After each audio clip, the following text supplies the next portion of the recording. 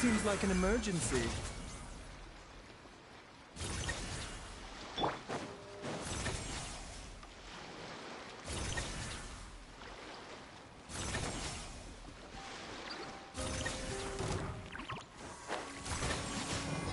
Strike a pose!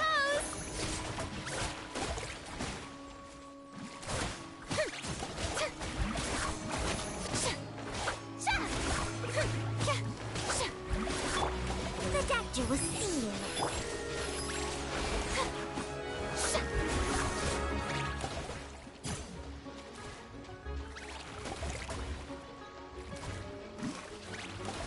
Yoo-hoo!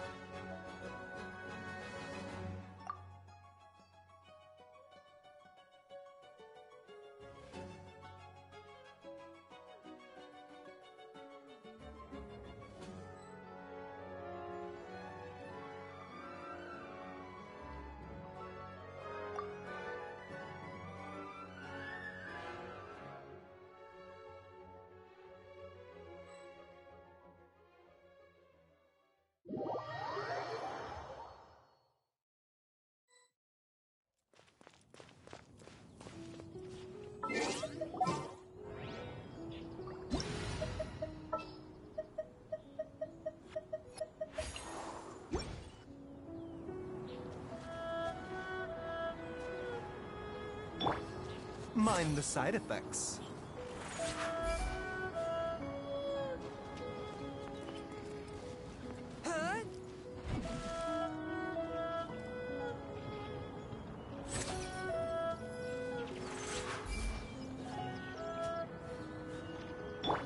Silence!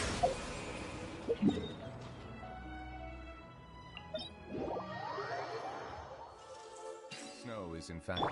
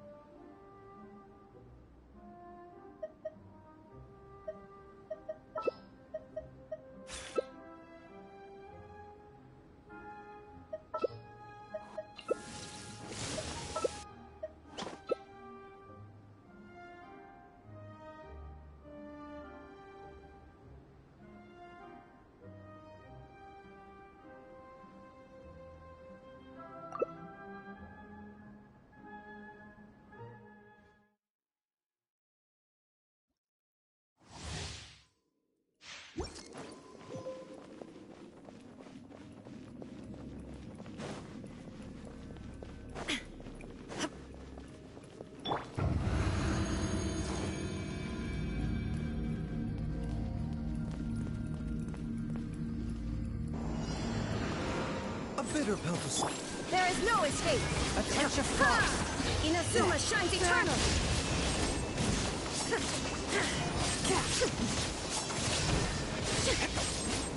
Let the show begin. Illusion shattered. Remember, health comes first. Mind the side effect. There is no escape. Torn to oblivion. Attack!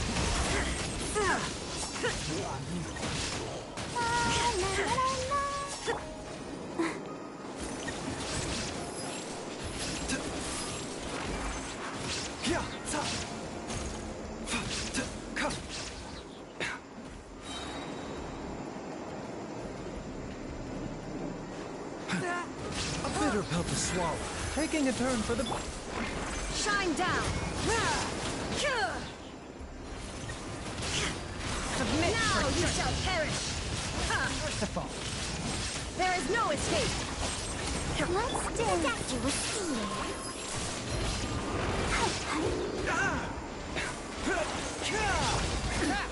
Shine down. Inazuma shines eternal. Illusion shut. Seems like an emergency. Mind the side effect.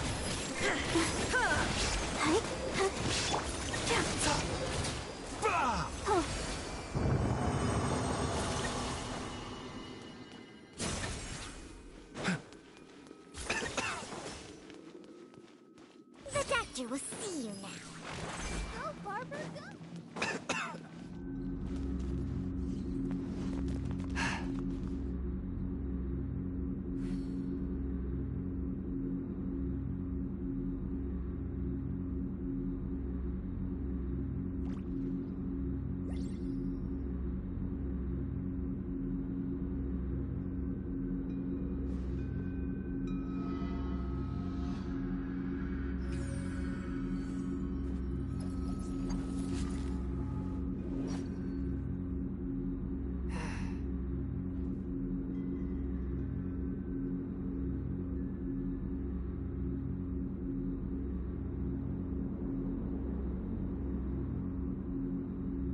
Life, death, Heart and be the pure, world around us evil all be follow a erased, set of mind be laws. purged, world be...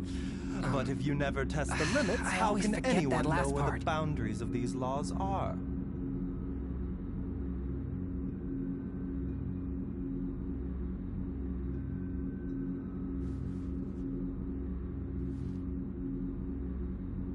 I take my meals cold to quiet the spirit and calm my vital energies.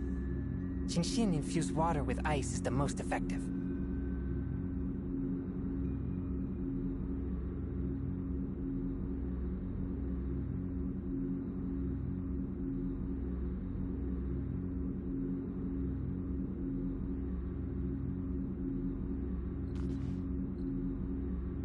Exorcism uses thaumaturgy and martial arts to conquer evil. There are other means to the same end, but they are not the true way.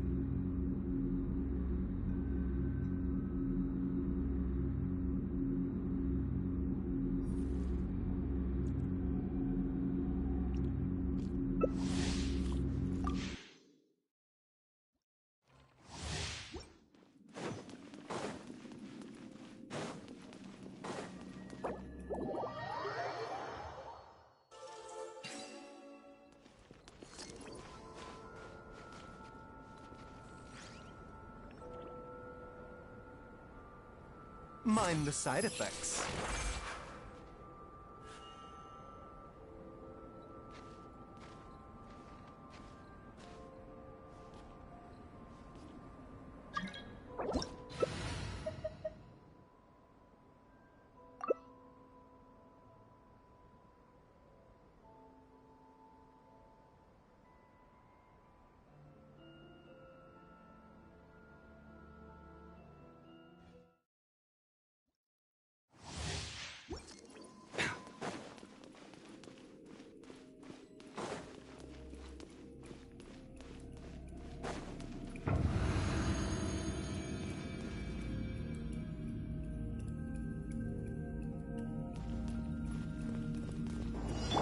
Settle down. Justice is blindsided. Let the mighty be humbled.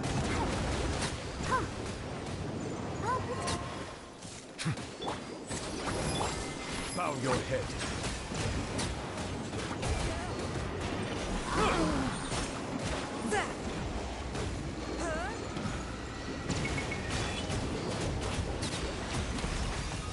Settle down. Be sanctified.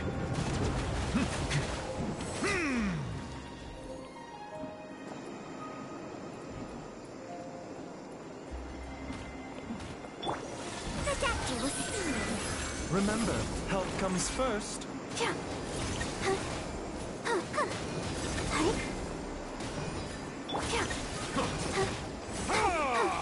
Silence! A bitter pill to swallow.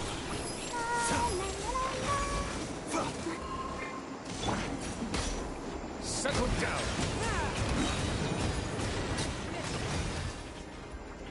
The time's ready.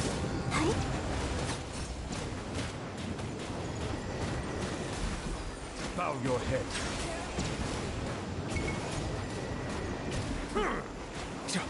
The doctor will see you now.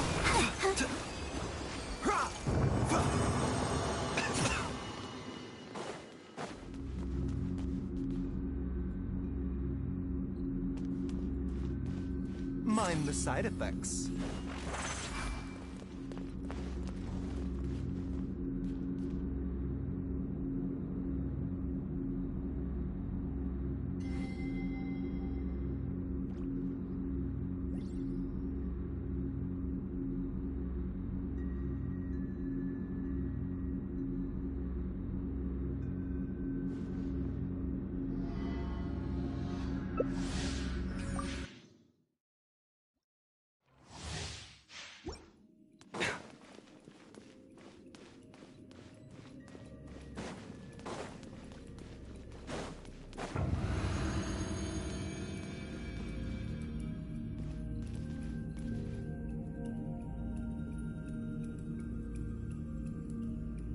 A bitter pill to swallow.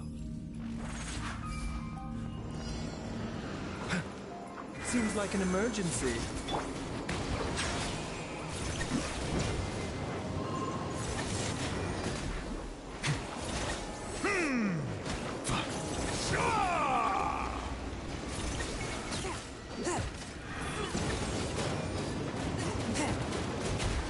Settle down!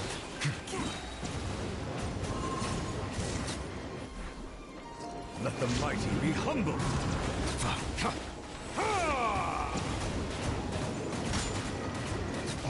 Silence! The doctor will see you.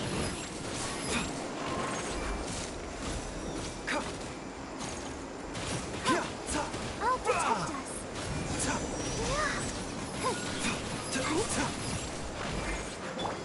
Settle down!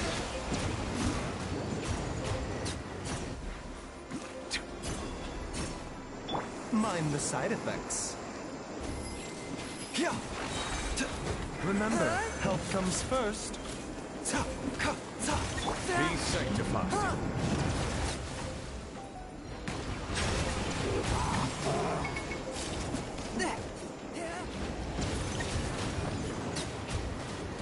Let the show begin. Waste nothing. Bow your head.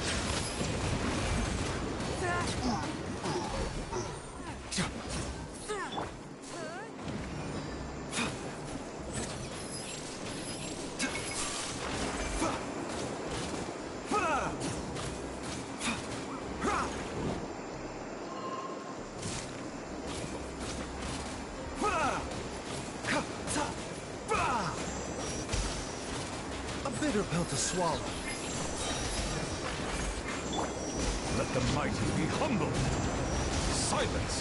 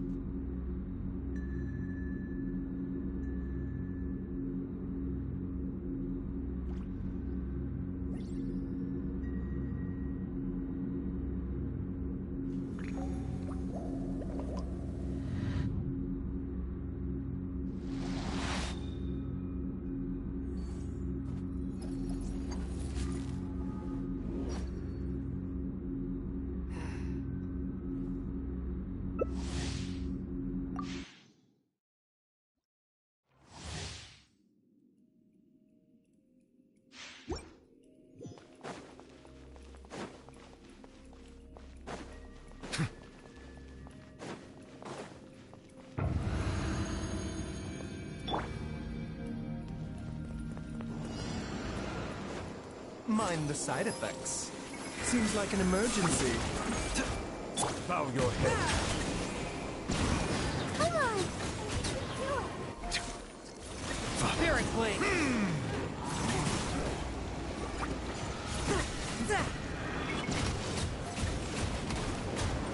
My blade. Settle down. The tides beckon.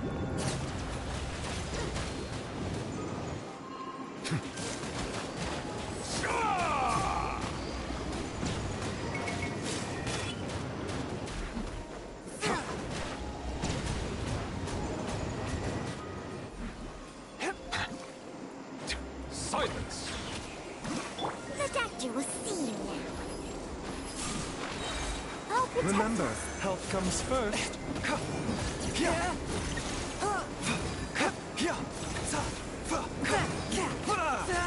Mind the side effects. Settle an oversight on my Submit part. for judgment. Let the mighty be humble.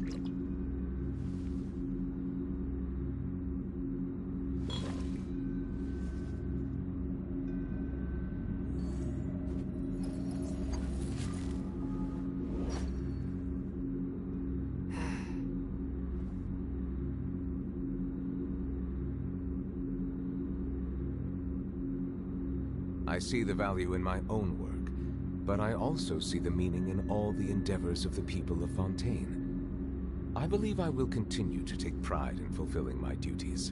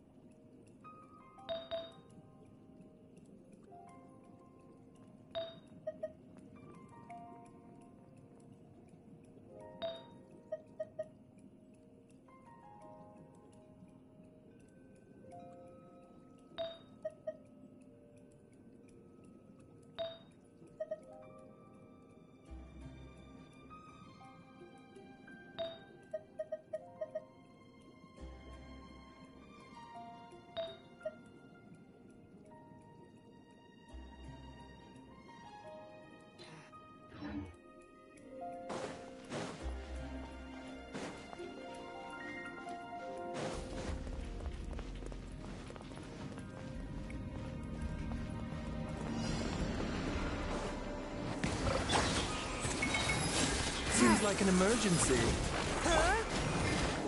Be sanctified.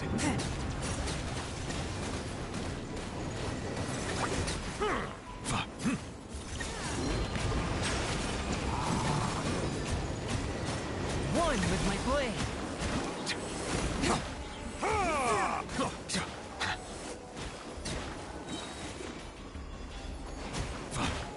Bow your head. Ready, A steady, bitter pill to go! swallow. Hold tight. statue was steaming. A touch of frost. Let's do. Taking a turn for the better.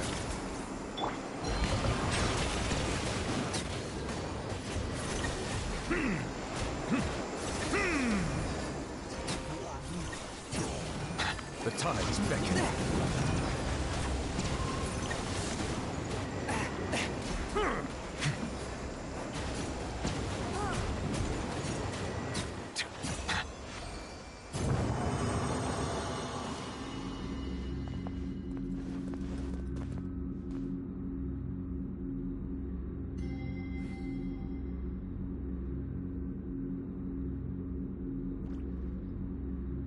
Melusines are beautiful creatures.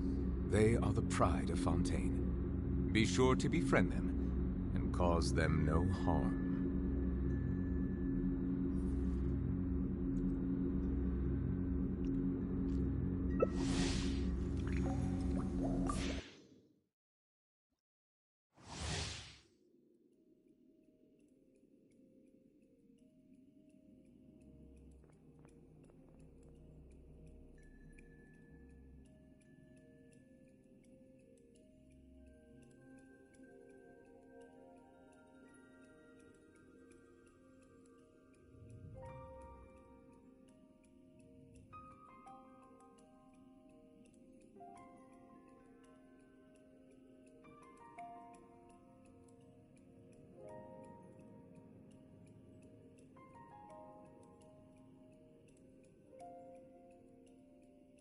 I see the value in my own work, but I also...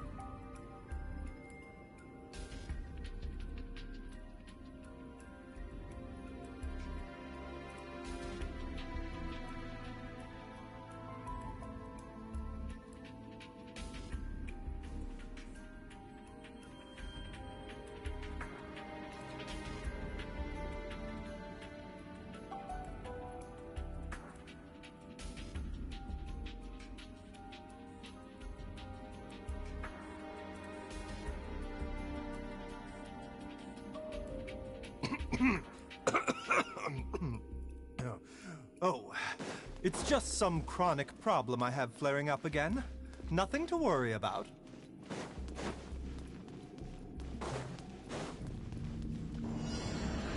A bitter pill to... Settle down! But how?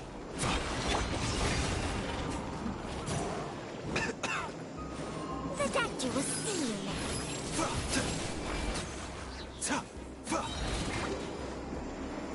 Remember, health comes first. Silence! Whence you came? Let the mighty be humbled!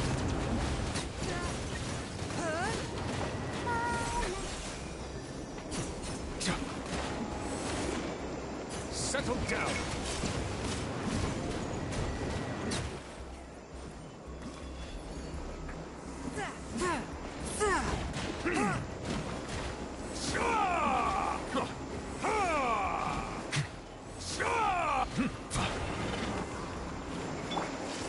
Mind the side effect. Bow your head. The Submit tides for beckon. judgment.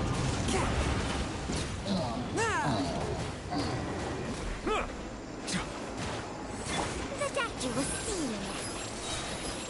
Seems like an emergency. Silence!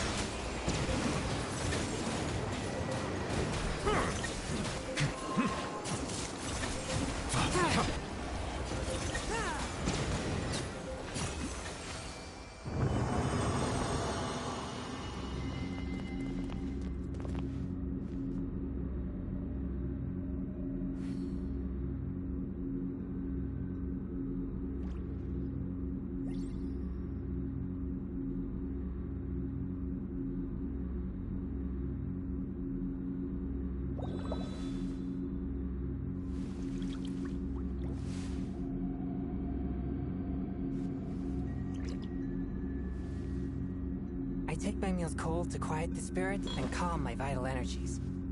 Genshin infused water with ice is the most effective.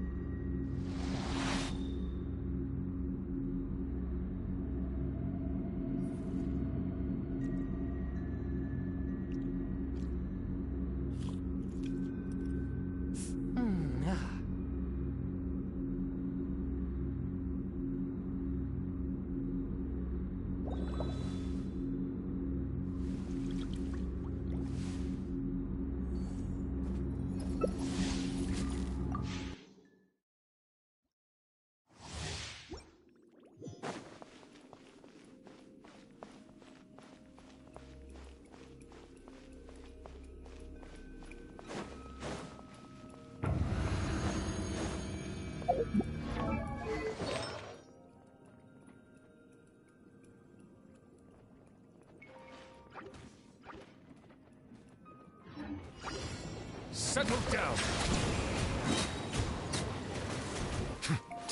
Be sanctified. A bitter pill to swallow. I'll protect you.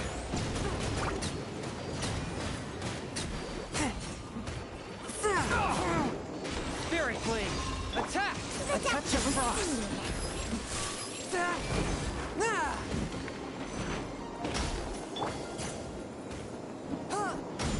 Come on, we can do it.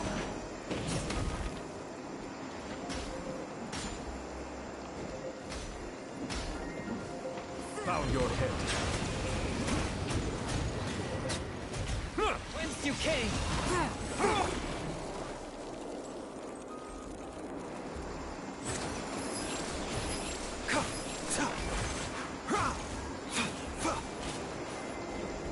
Remember, help comes first. Let the mighty be humbled.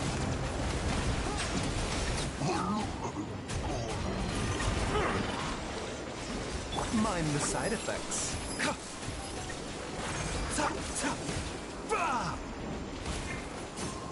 Silence.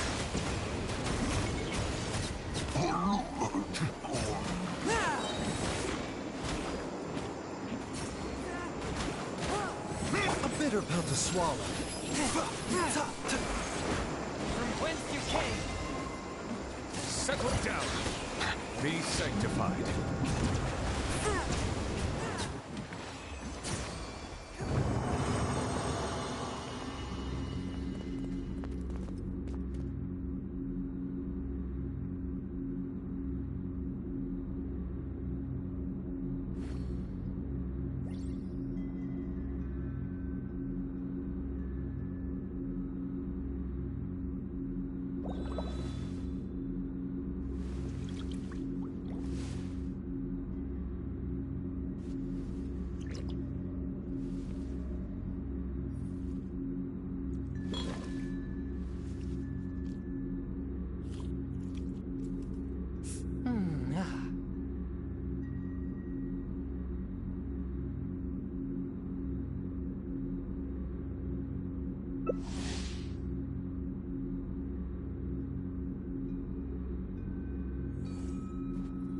Water comes in many flavors to the discerning.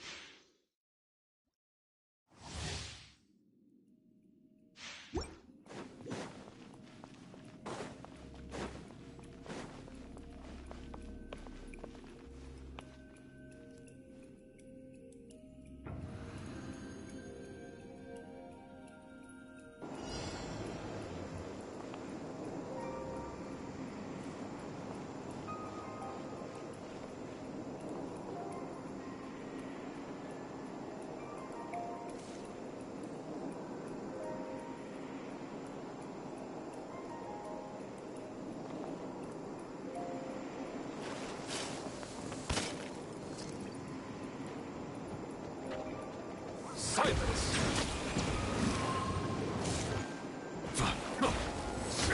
taking a turn for the better.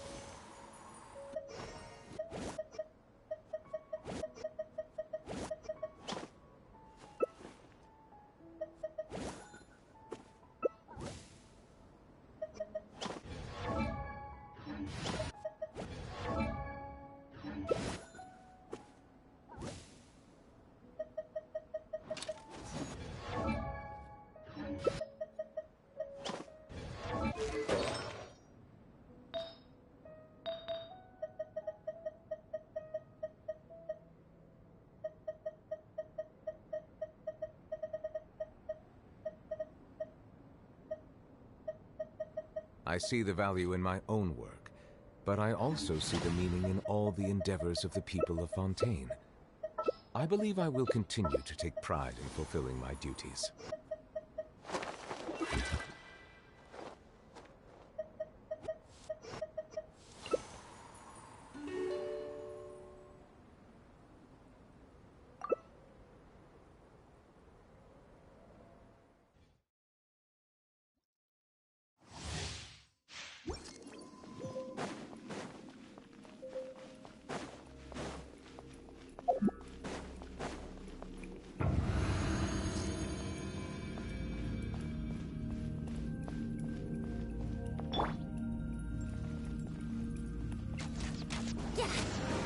Yahoo!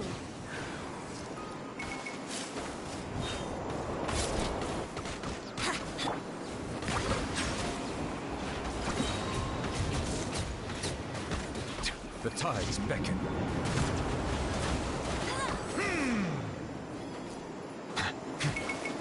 Bow your head. Here we go. No escape. Yeah. Think you can get away? Silence!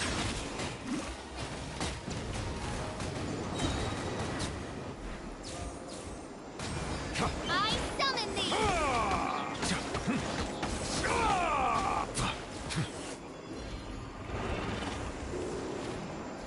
Be sanctified.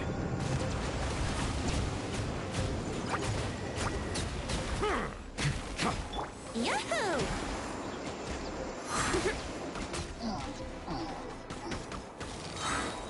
Time for takeoff. Reveal thyself.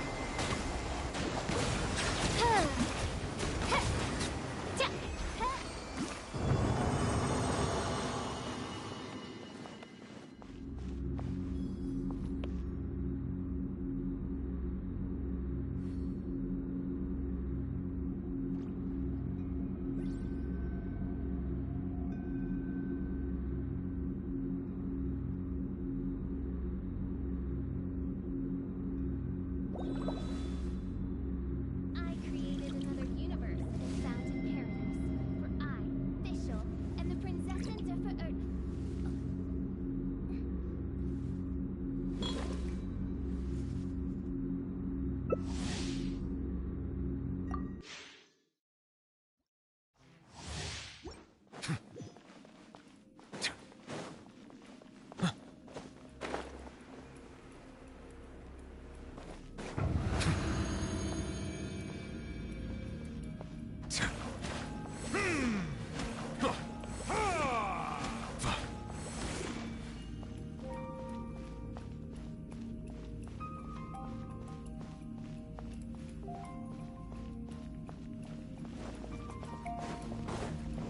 Bow your head. The tides beckon.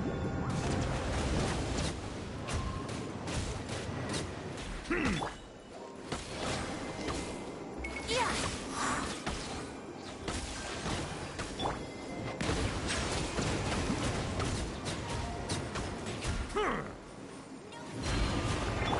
can get away?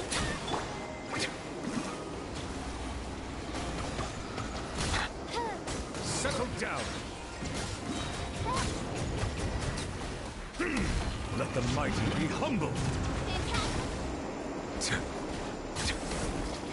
No rest for the wicked. Silence!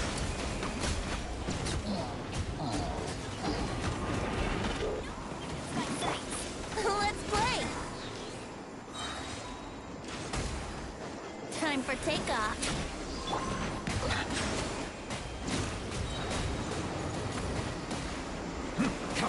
Be sanctified.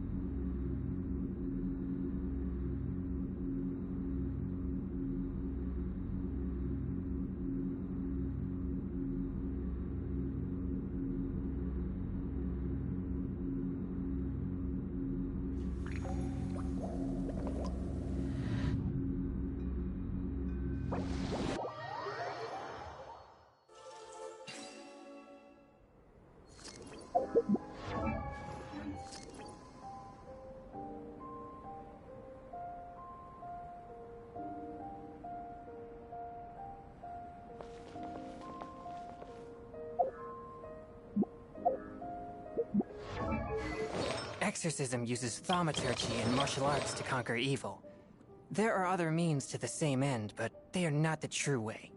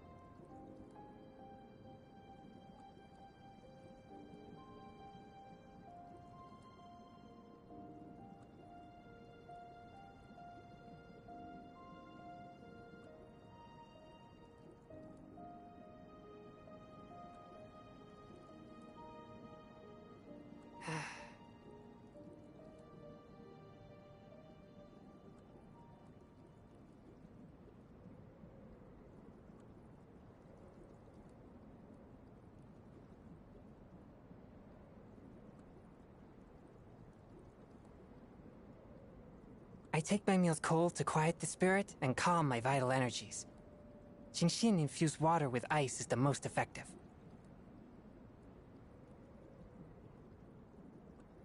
This spells the end of the exorcists.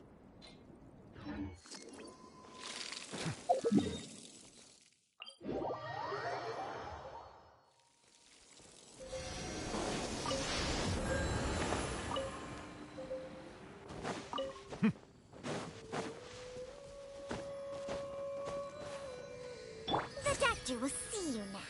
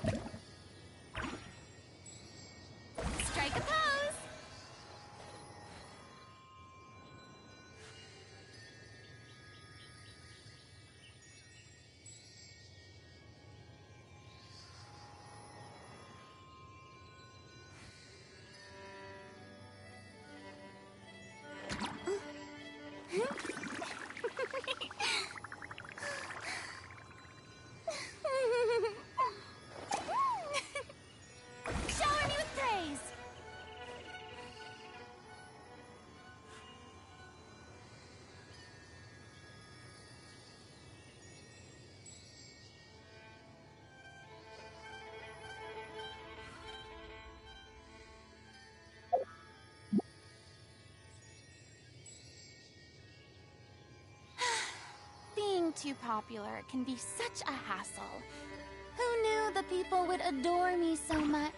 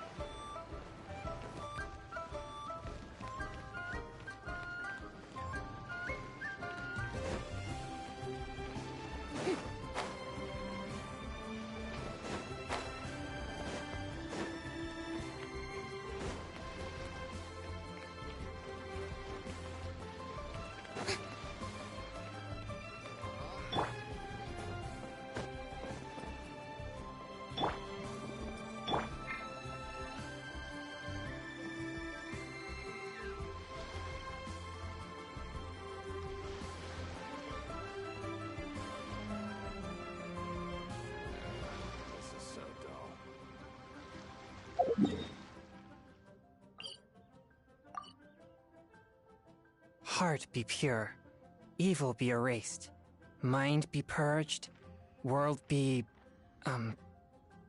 I always forget that last part.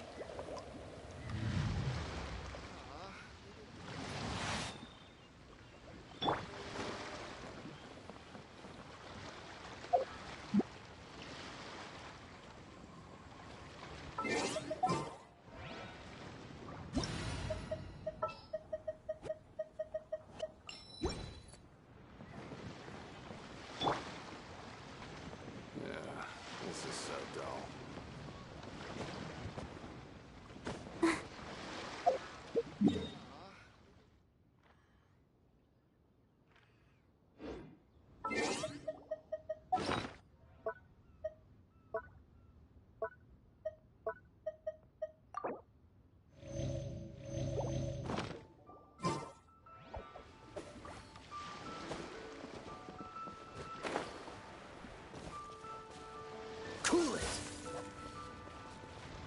Freeze!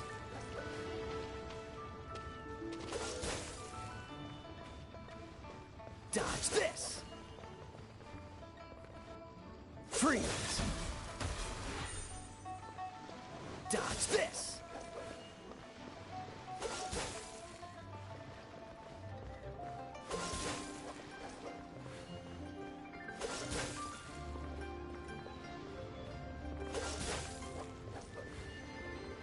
Freeze!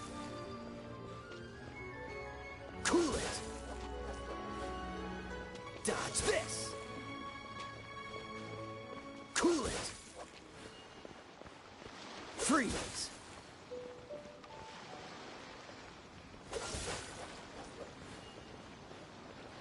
Dodge this!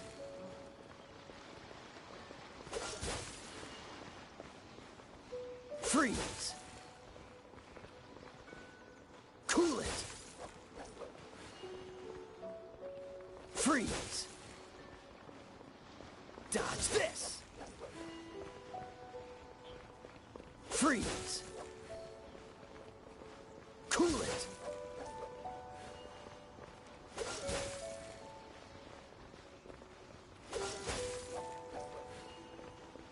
Dodge this! Cool it! Dodge this! Cool it!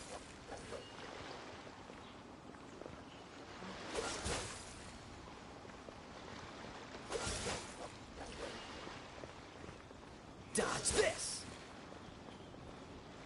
Freeze! Cool it!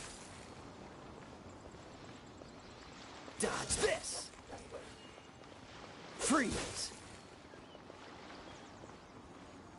Dodge this! Freeze. Cool it.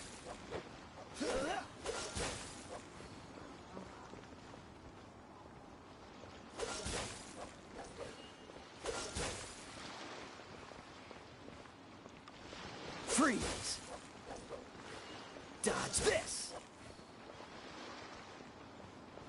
Freeze.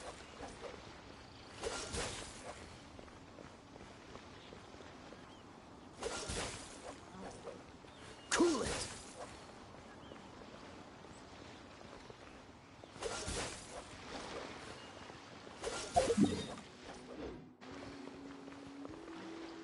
Freeze. Cool it. Dodge this.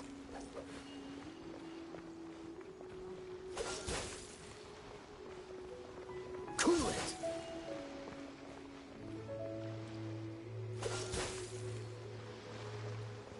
Freeze. Dodge this. Cool it. Dodge this. Cool it. Freeze. Cool it.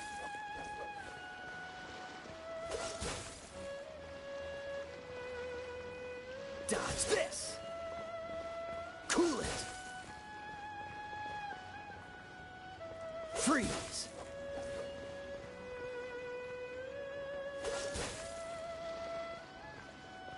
Dodge this. Freeze.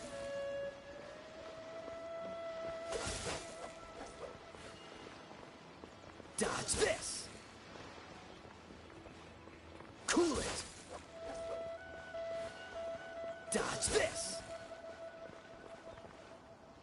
Freeze. Dodge this. Freeze.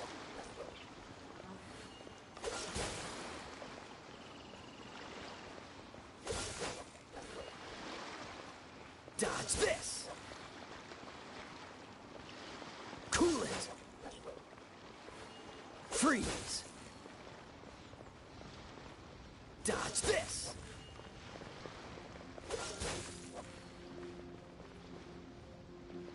Cool it.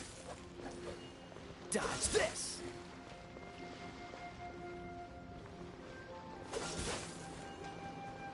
Freeze. Cool it. Freeze. Dodge this.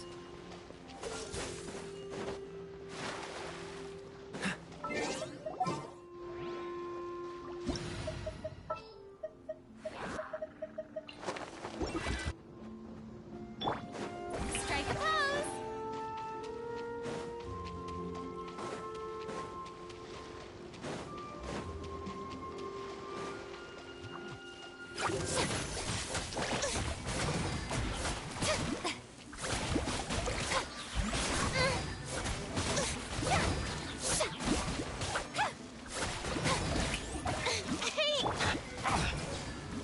Settle down.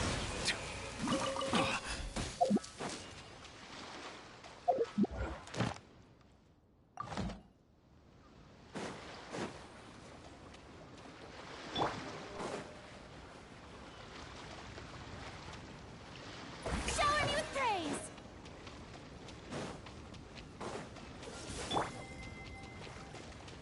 One with my blade. Dodge this.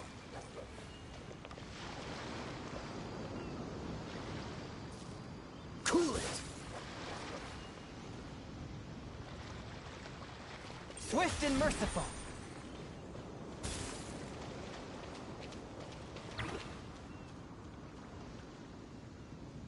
Dodge this.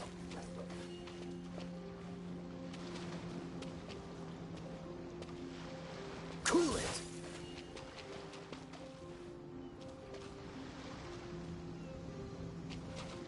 Dodge this. Strike a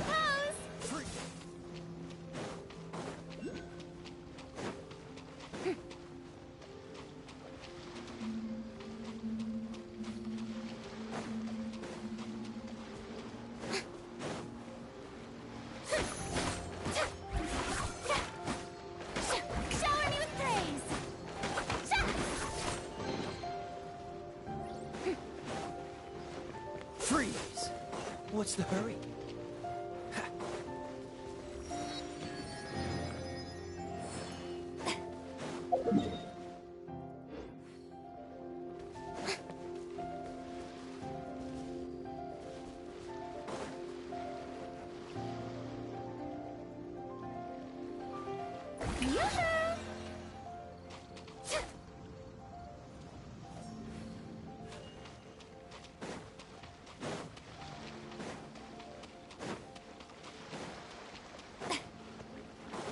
Let my name echo in song!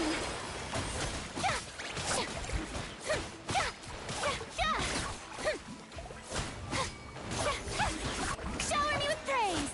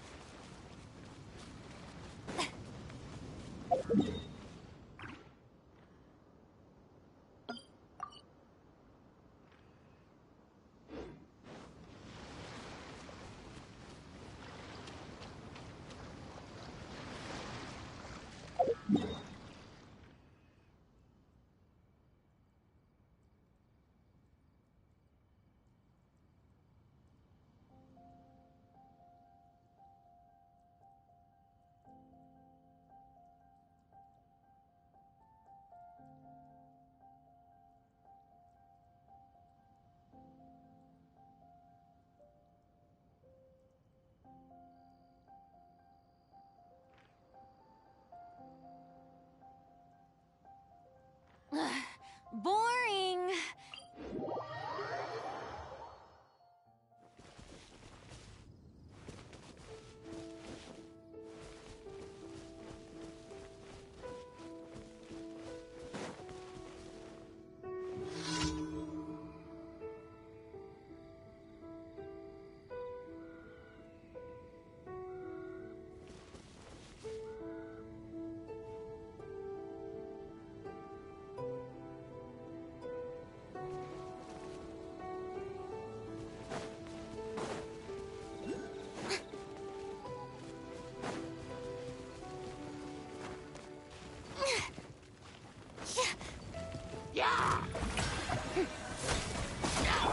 Bow your head.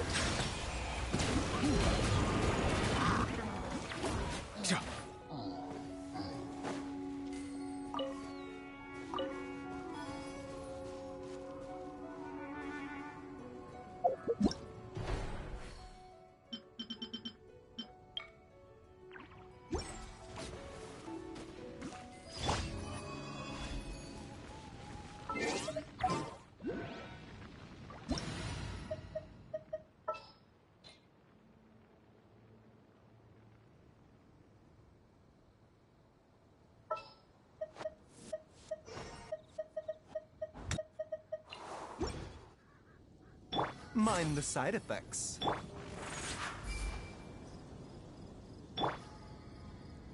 Ta! Fa! Fa!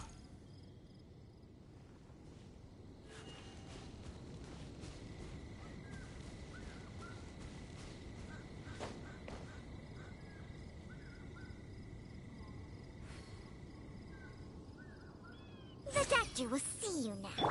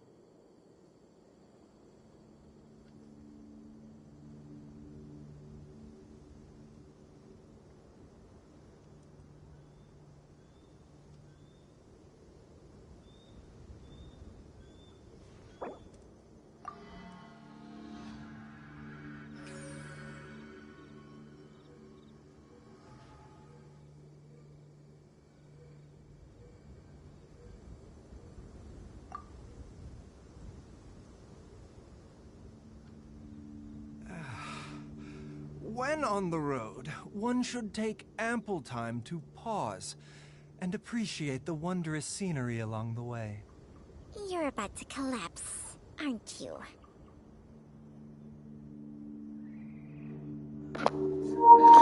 Babe, my phone died. I'm waiting for it to charge back up. I knew it was at 4%. I just forgot to plug it back in. Just waiting for it. Just give me a second. My phone never dies, so like surprising for me.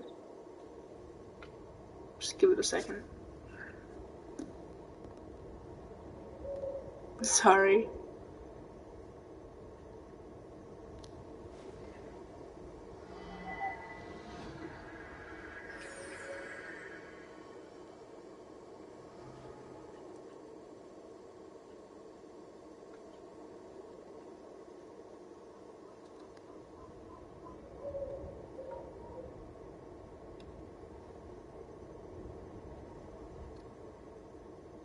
Any minute now.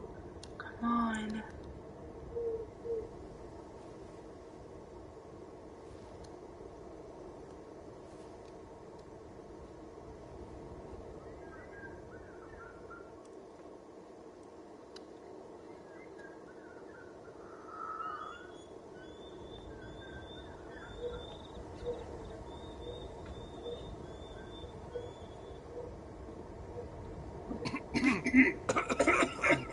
Bite you. Oh, it's just some chronic problem I have flaring up again. Nothing to worry about. Phone, come on. You're faster than this.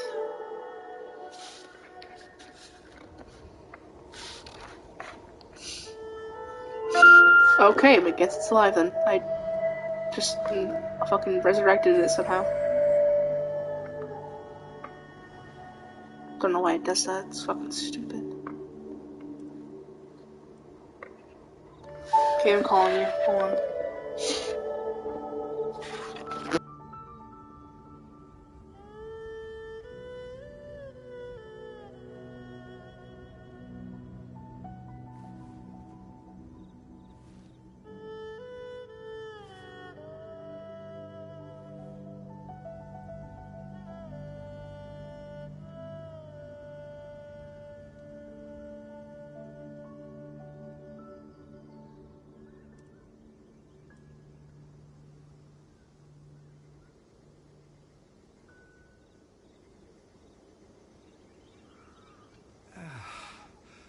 When on the road, one should take ample time to pause and appreciate the wondrous scenery along the way. You're about to collapse, aren't you?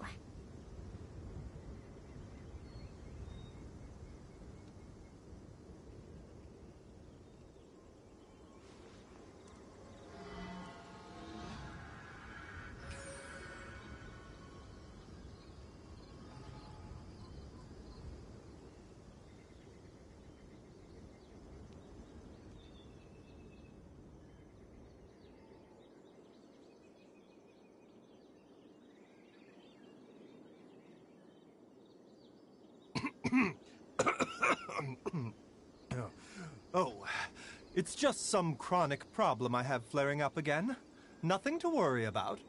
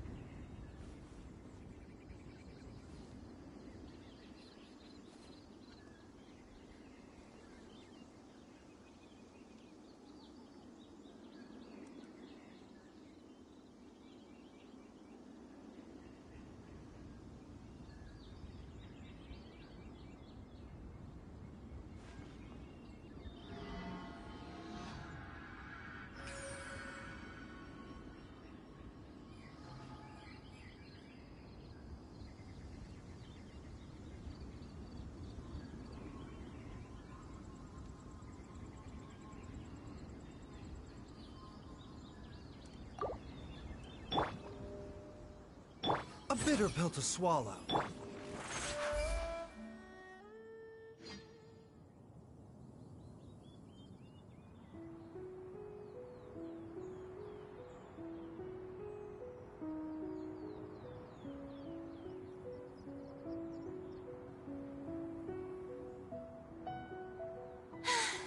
Being too popular can be such a hassle. Who knew the people would adore me so much?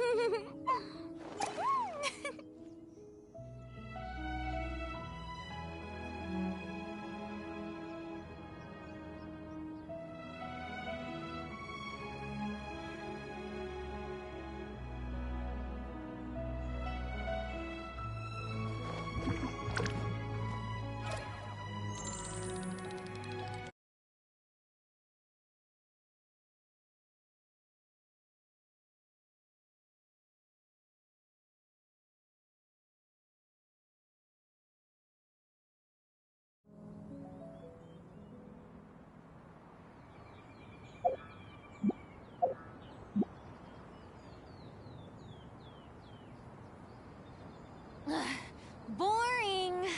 Isn't there anything else more interesting to do?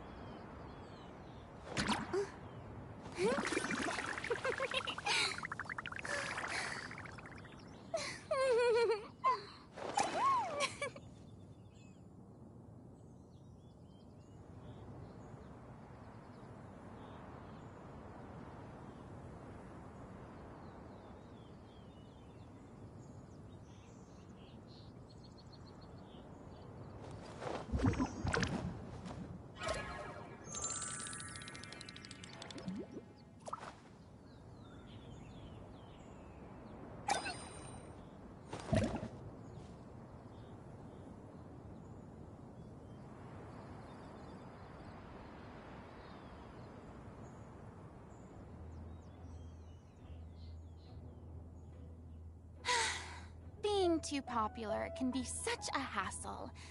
Who knew the people would adore me?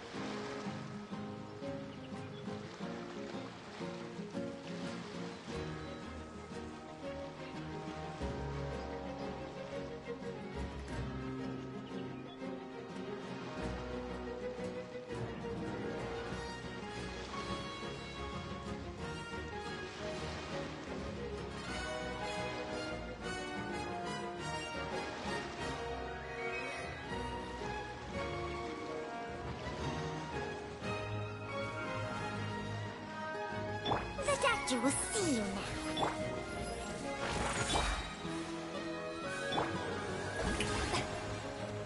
Let the world collide! Yeah!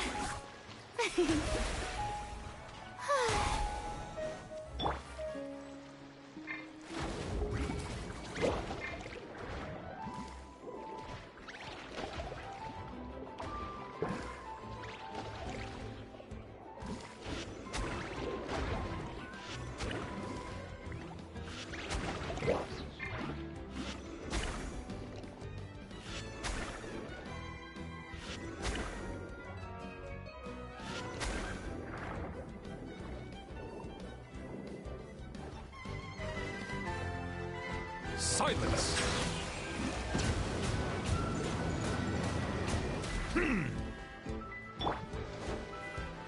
Strike a pose!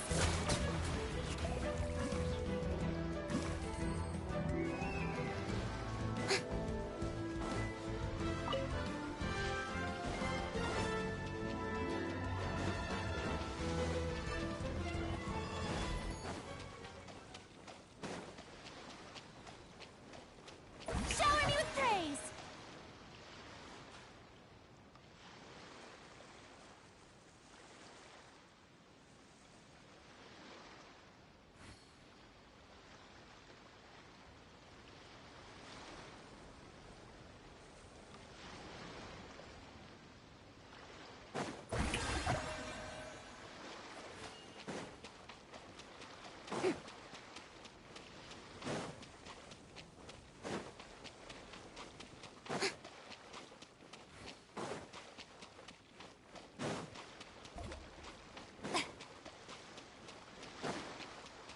Yoo-hoo!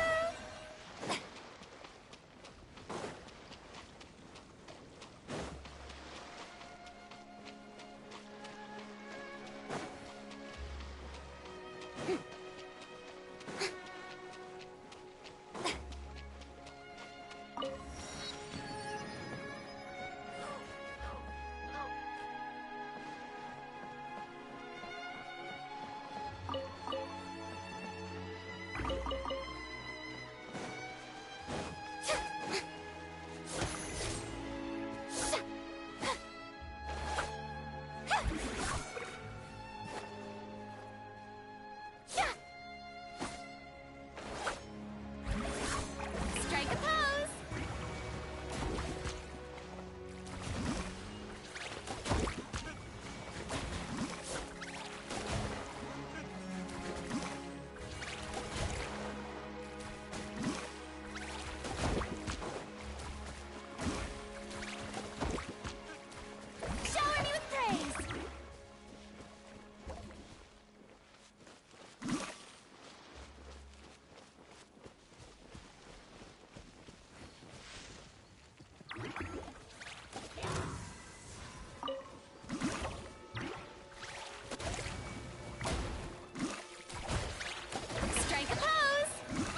Mind the side effects.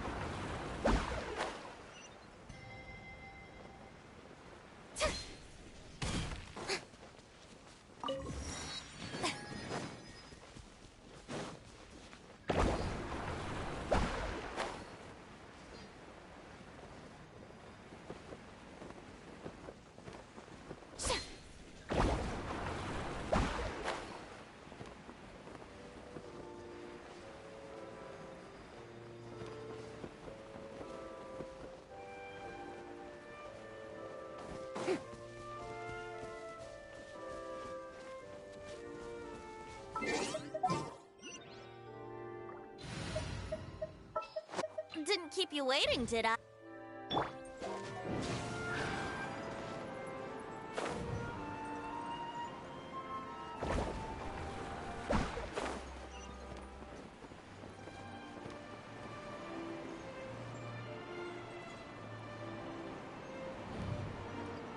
Yeah. Yahoo!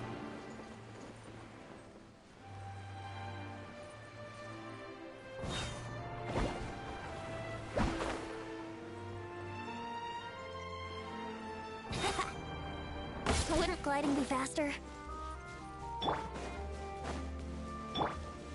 Here we go!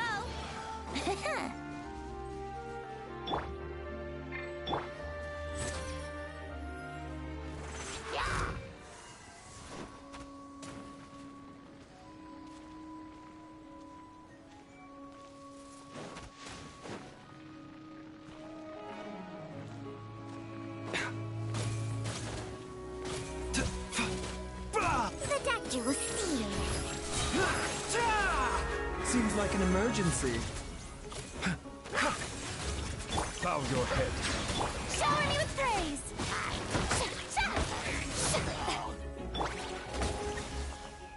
A bitter pill to swallow.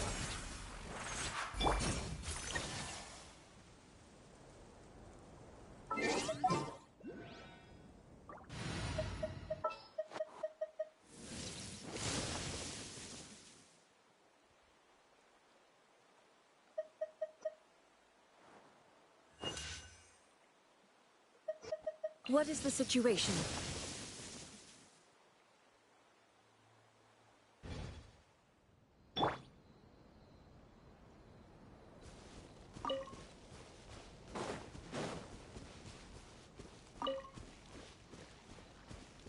Mind the side effects. Let the mighty be humbled. Time to shine! Now you shall perish!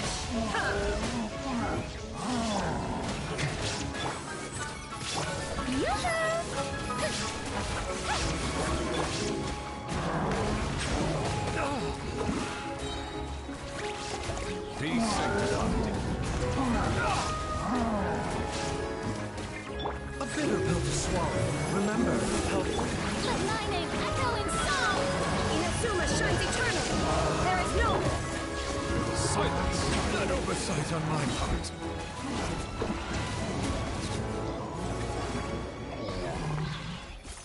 Mind the side effects.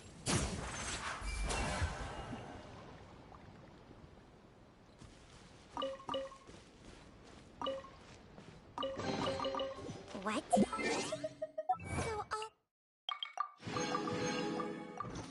running around was for this? Chang Shang, behave.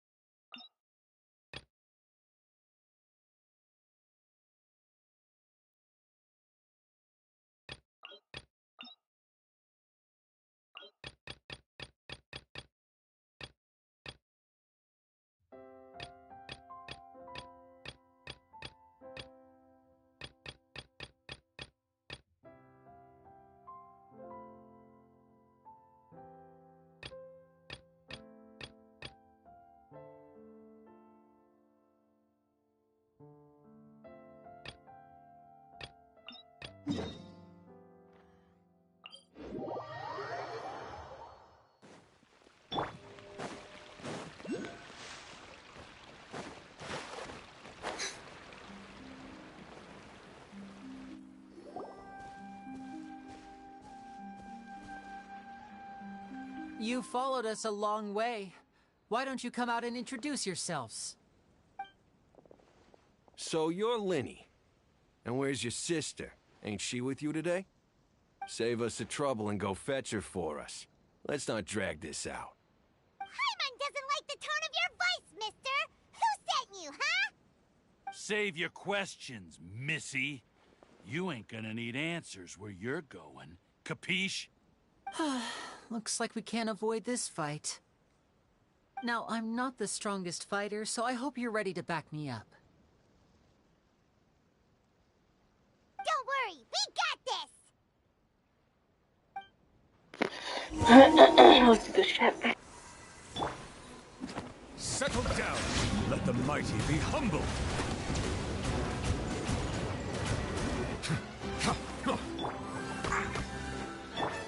Step right up.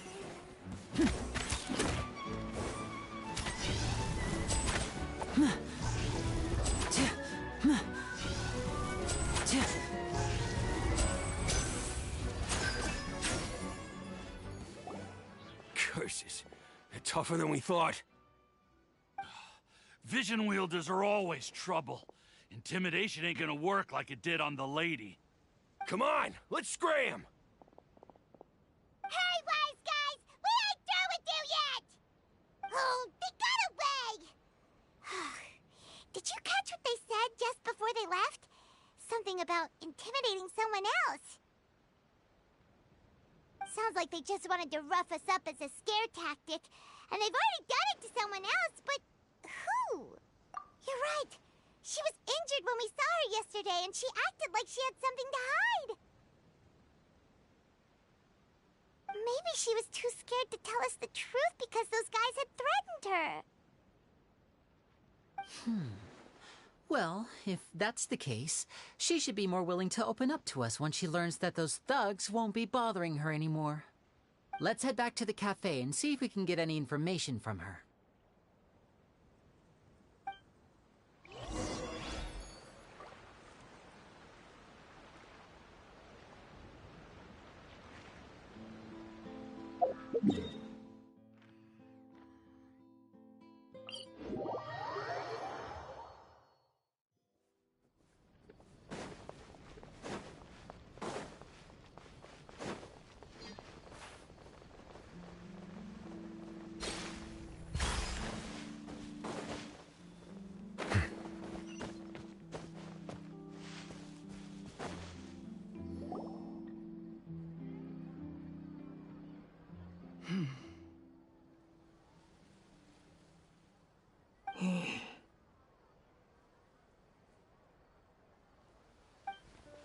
Gemma?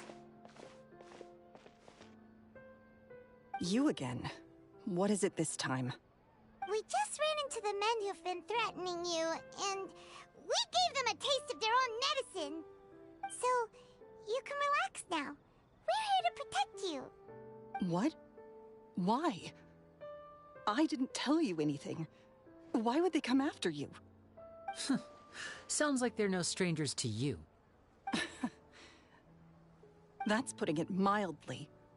I know them all too well, and I hate them with every fiber of my being. It's been 10 long years, and still every time I try to look into Caesar's death, they show up and warn me not to do anything stupid. How do I know I can trust you? Do you really think you can get to the bottom of it all? And why are you doing this? I'm afraid I can't reveal all the details just yet, but I can promise you this. I will expose the Phantom Weasel's true identity. Because you see, this is a personal matter of the utmost importance. I give you my word. Trust me. Okay. How can I help you? I've heard that Caesar used to have a magic workshop where he kept a lot of his personal effects. If possible, I'd like to take a look at them. Do you know where it is? The Fleuve Sonde. But the place was sealed up by the police after his death, and no one's been there since. I also know that the Fleuve Sonde is dangerous territory. Lots of hostile groups lurking around. If you're serious about going there, Please be careful. Understood. Lynette, you stay here and take care of Gemma. Don't let her come to harm. Got it. But if I'm staying here, I'm ordering dessert. I mean, bon appetit. But stay sharp, too. They're likely to come for you while I'm away. Okay. Alright. Power saving mode off. I'll start taking this more seriously now.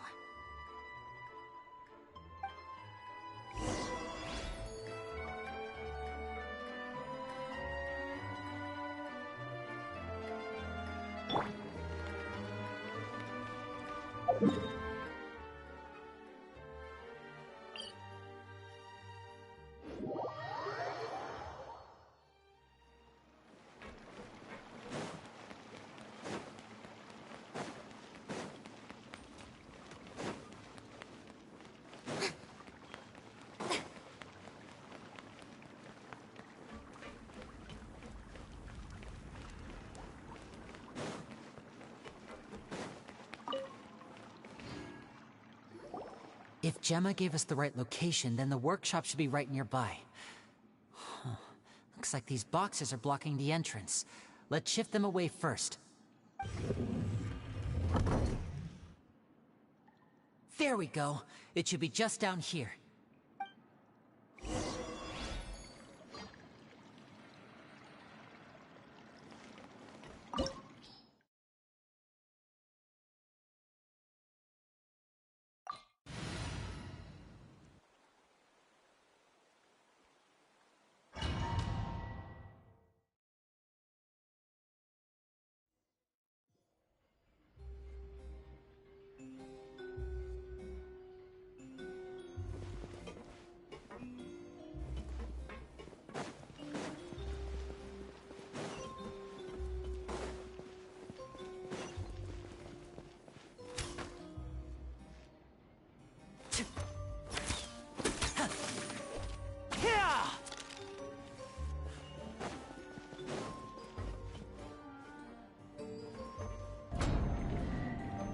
So this was Caesar's workshop.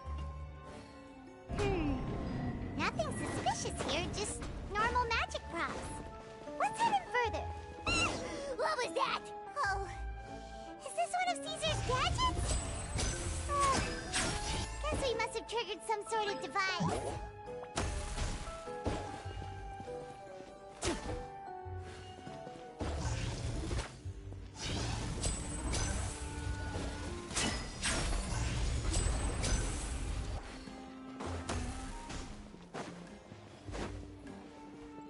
Disappear! Time to shine! Torn to oblivion! Seems like an emergency.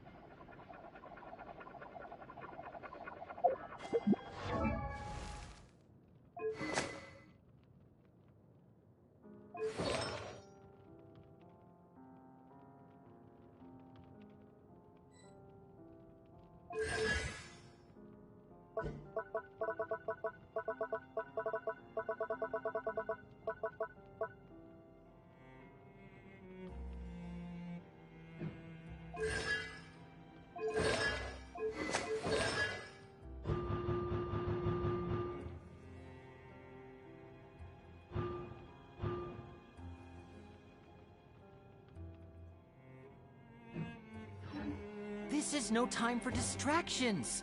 Seriously, you have a great magician standing right here. There's something written on the card on this doll. Let's take a closer look.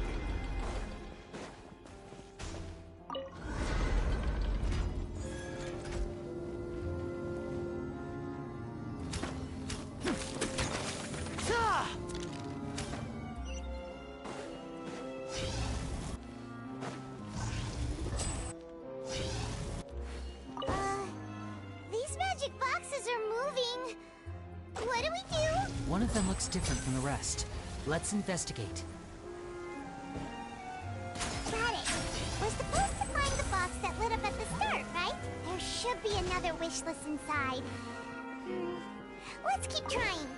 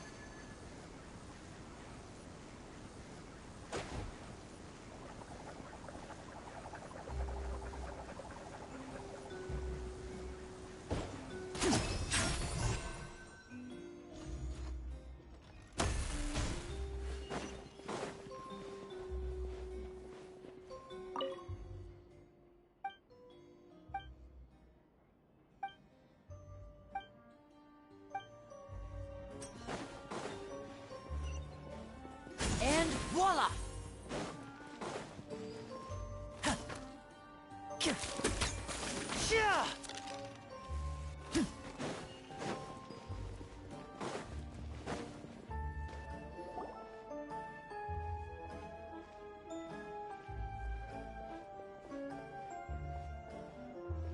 That's weird. Have we reached the end already? There's nothing here. Maybe this was a wasted trip. This place seems a little too ordinary for a magician's workshop. There's a distinct lack of mystery. We've triggered quite a few devices on the way here. I'm starting to wonder whether Caesar built this whole place as one big, elaborate magic contraption. If so, then there must be more to this place than meets the eye. Maybe a hidden room somewhere. Aha! If I just move this book, then hopefully... and... presto! A secret passageway! How did you know? I'm a magician too, and apparently great minds really do think alike. Looks pretty big inside. Let's head in and take a look around.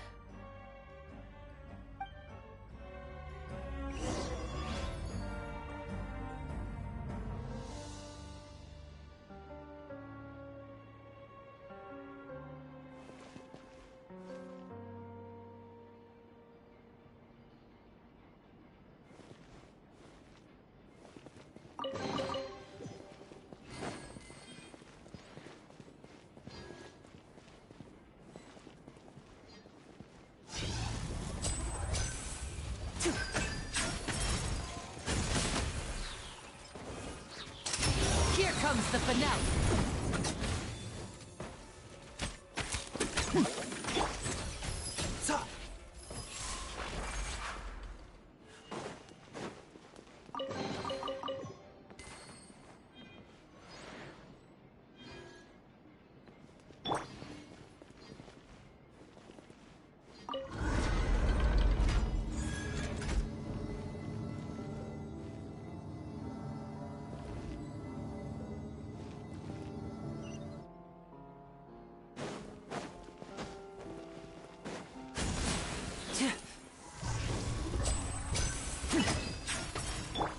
Silence! The tides beckon.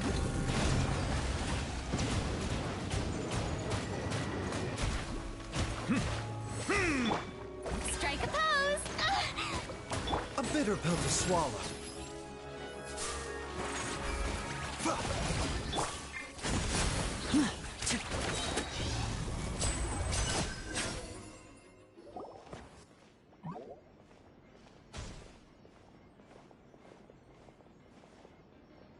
Why have you stopped, Lenny? Is there some device in that box? Huh. It just looks familiar somehow. Let me check this out for a second while you guys go on ahead. If anyone makes a major discovery, let's rendezvous here. All right, see you in a bit.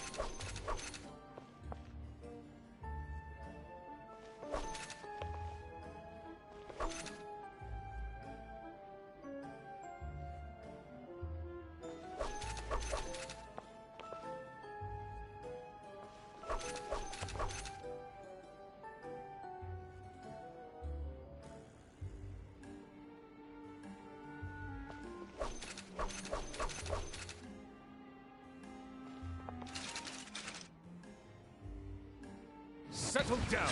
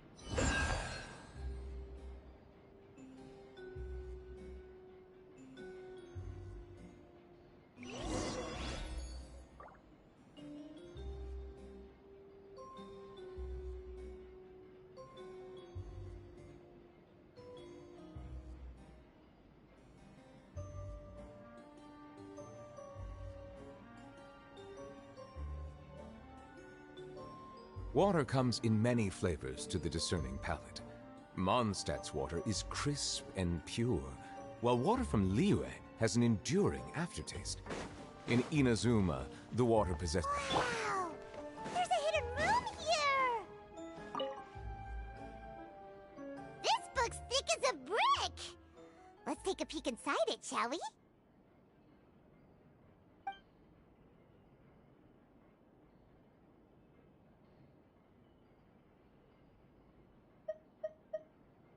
It's nearly time for me to go on tour.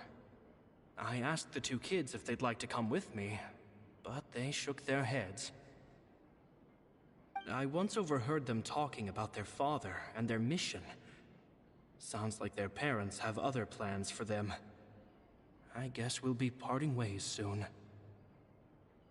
It's only been 10 days since I first met them, but I think that I've gotten a feel for their personalities now.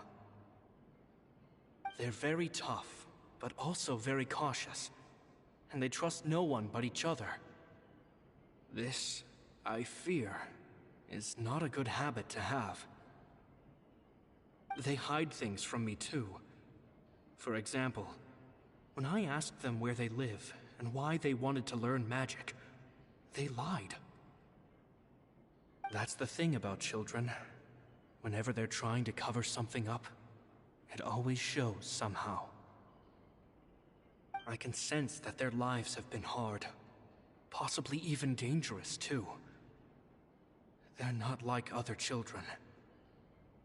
It's a shame that I can't do more to help them. After thinking things over, I just... P.S. PPS. Oh, Caesar. At one of my shows a few... as a joke, so I wound up... Two children... Anyway, I told them... At one of my shows, as a joke, so I wound up... It seems like something's bothering Lorenzo lately, but he won't open up to me about it. Surely he's not upset that I agreed to teach those two children. I'll have to talk him around. I have a good feeling about those kids. They're naturally talented, and it seems like they're not new to the world of magic. They have all sorts of fantastic ideas. All I'm really doing is helping them develop a more professional standard training plan. They wanted to call me Master, but I told them they absolutely mustn't. Any magician worth their salt could have taught them what I have. They're the geniuses here. Compared to them, I don't deserve to be called any sort of master. With time, I have no doubt that they could become far greater magicians than I. My only concern is why they're so mature for their age. I fear they've had to grow up too fast. I don't dare to imagine what they must have been through. Gemma thinks so too. She doesn't like being around them.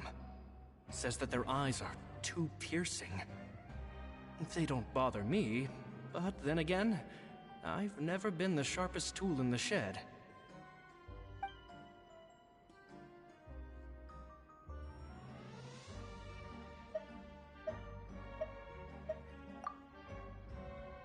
Two magic geniuses with a father and a mission, huh?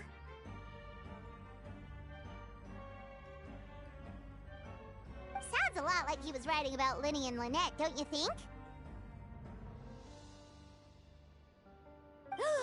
So did they meet Caesar when they were kids? Let's go ask Linny!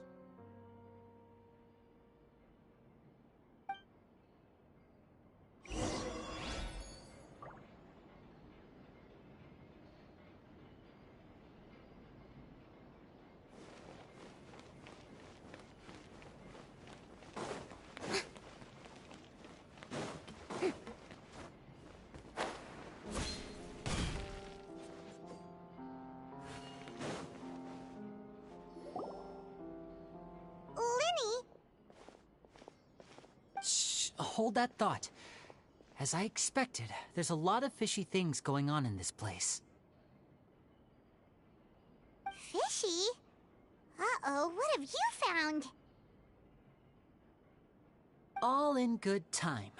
Before we go over our new leads, I want to tell you how a high-altitude escape is performed. First, the magician slots themselves into a magic box in full view of the audience. The box is then suspended high in the air, and a short while later, the base automatically opens.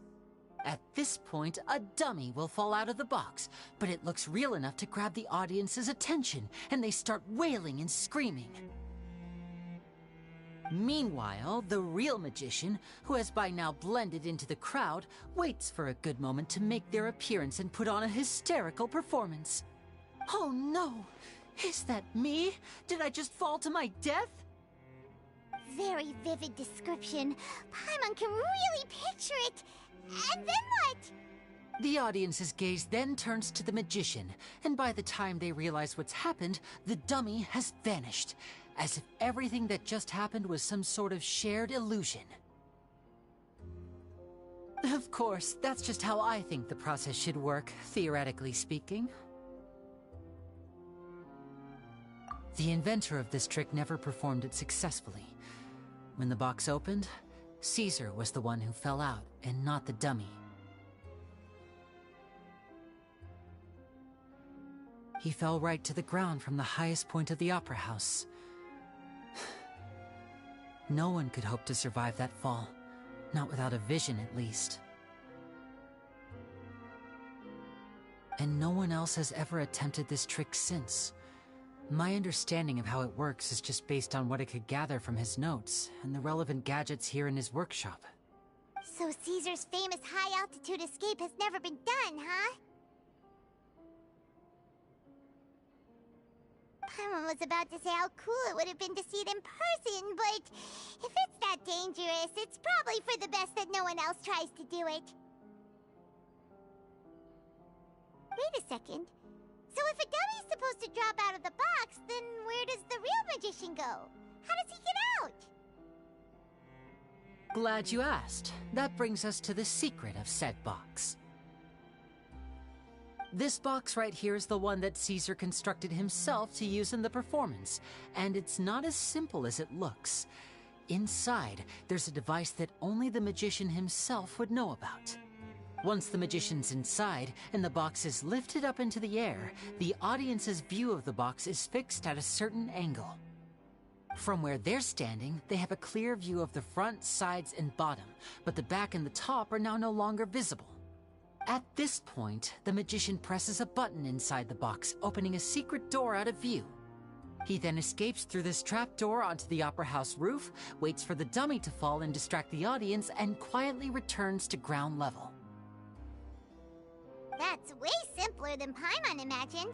Even Paimon could probably do it. Well, there's a little more to it than that, of course. The hardest part of this trick is controlling the audience's mood and reactions. That takes an exceptional degree of showmanship. There's the falling dummy, the miraculous reappearance, the pompous performing. Maybe the magician would even have themselves tied up before it begins, to strengthen the impression that there's no escape. Many days and nights of careful research and painstaking practice would have gone into this, all culminating in a performance just a few minutes long. Caesar was a... So... I can make a I looked into the case files. The magic box Caesar was... Okay. But here's the strange thing. Most of the devices in this workshop have the mechanism on the left-hand side, including this box right here. Because a magician can't afford to have their most big... But a the essence of magic. And so, but in his most stressful... Exactly. I think that's likely what happened.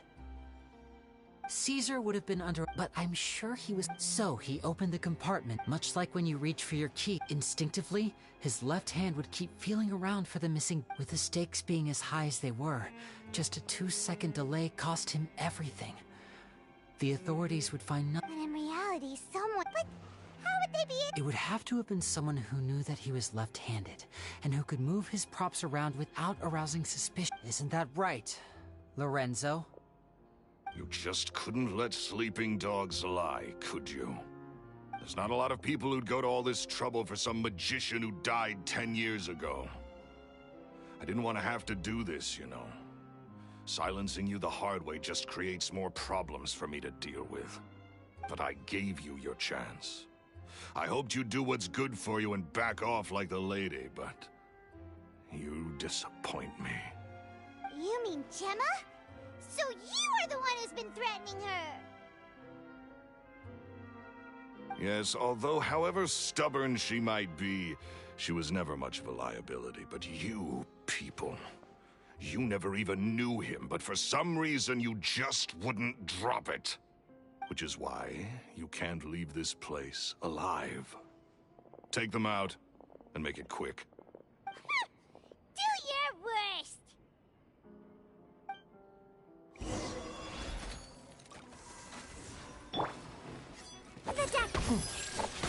Remember, help comes first. Let my name echo in song! Shine down! Inazuma shines eternal! Silence! Let the mighty be humbled!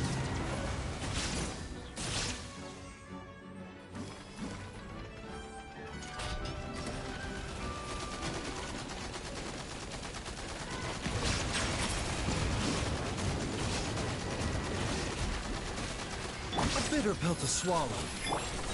Now disappear! Let's get this show on the road!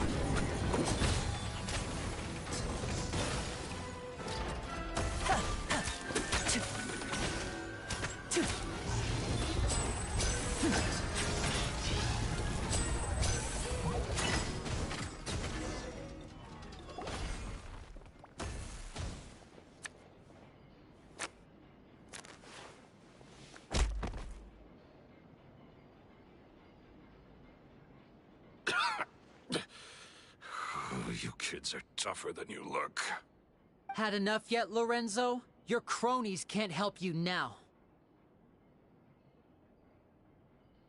I think it's high time you started talking, and what I'd really like to know is... why did you murder Caesar? If I had a mora for every time you said that man's name. Of course you idolized Caesar, everyone else did. But I was the real genius magician. Me! He was just an amateur who did cheap tricks for gullible children. I was the one who made magic into the fine art it is today. The aristocrats doffed their hats to me! So it was jealousy. Jealousy. Hatred, more like. I hated Caesar. All he cared about was his magic. He lived and breathed it. He poured everything into his street performances and his stupid tours like it was just a hobby to him, never bothering to think about Mora. What sort of fool devotes their life to the art of deception and never has a Mora to show for it? But the people loved him, didn't they? Oh, how they looked up to him. No one gave me a second look. All I ever heard was, "Oh, your master's amazing, isn't he?" Amazing. Yeah, so amazing that he was completely broke. Every other apprentice was living it up at their master's expense, but no, not me. I put in all the work, mastered all the skills, and he forbade me from using magic to trick people out of their mora. And with his reputation in Fontaine, it was too risky for me to go it alone. As long as he was alive, if I dabbled in my own brand of money-making magic, he would expose me, and it would destroy me. I had to kill him. There was no other way. He had to go. And this was your only motive? It was reason enough. What other motive would I need? Well, I was under the impression that there might have been other factors at play. For instance, maybe you were in love with Gemma, but she was engaged to Caesar. In love with Gemma? Don't be ridiculous. Guess I was wrong about that then. Next question. Are you the Phantom Weasel? I am. Caesar was so strict with me. He insisted that his way was the right way, that the sole purpose of magic was to bring joy to the world. I never bought into any of that.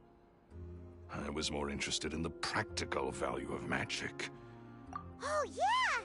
Charlotte told us that the weasel would steal whatever people valued, no matter how much he was worth. That's just how it looked from the outside. What would any thief want with second-rate loot? I've only ever targeted high-value items. I stole cheap things as a way of practicing my craft. It was other people's overactive imaginations that conjured up the preposterous image they then dubbed the Phantom Weasel. So, that's the story, huh?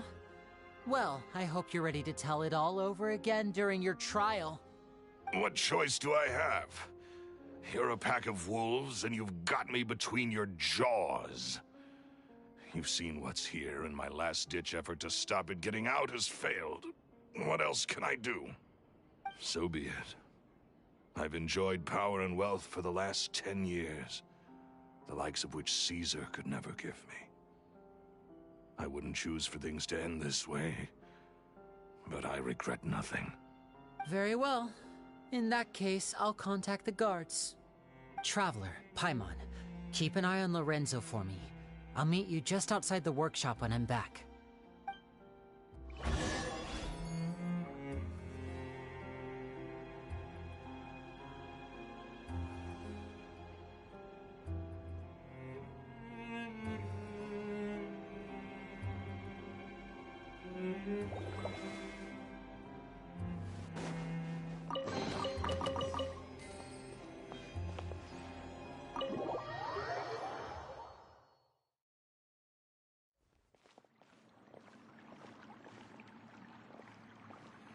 Lily has told me the whole story.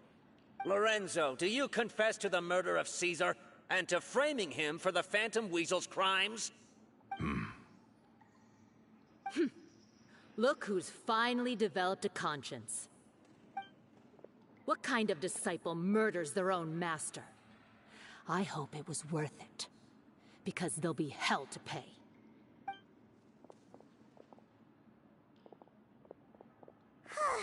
Looks like it's all over. What should we do next, Lenny? Should we start preparing for your show? Let me think. Let's rendezvous with Lynette and Gemma first. With Lorenzo in custody, Gemma will no longer have to fear for her safety. Good point! We should go tell Gemma the good news right away! It'll give her some peace of mind for sure!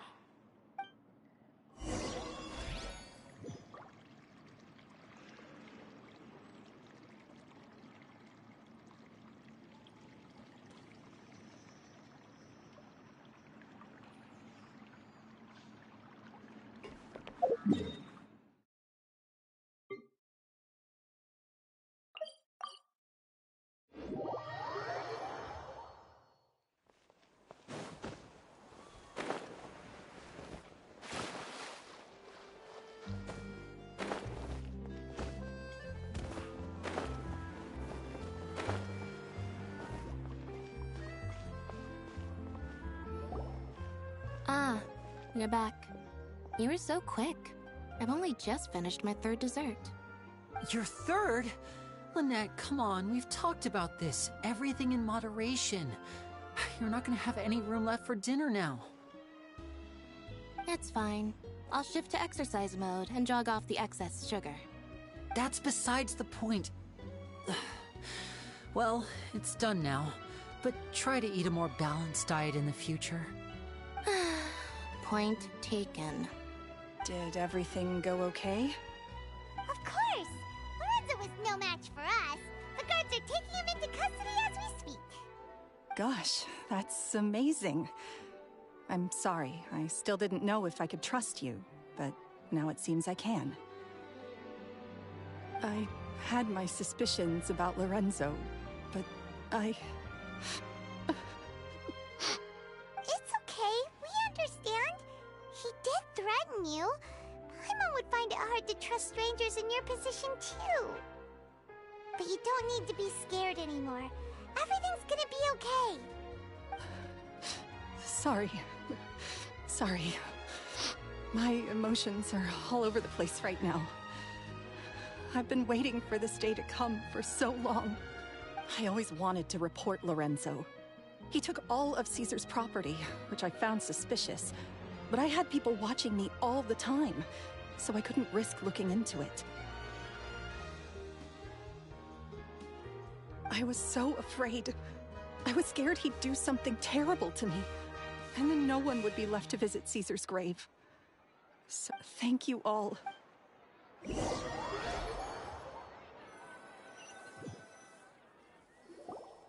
Thank you all for clearing Caesar's name. I never would have guessed that Lorenzo was the real Phantom Weasel. He never showed any signs that there were problems between him and Caesar in public. From the outside, it looked like they got along great. And to think that lowlife's been living life to the fullest all this time, while Caesar's name was getting dragged through the mud. It's a travesty. At least his soul can finally rest in peace now, thanks to your efforts.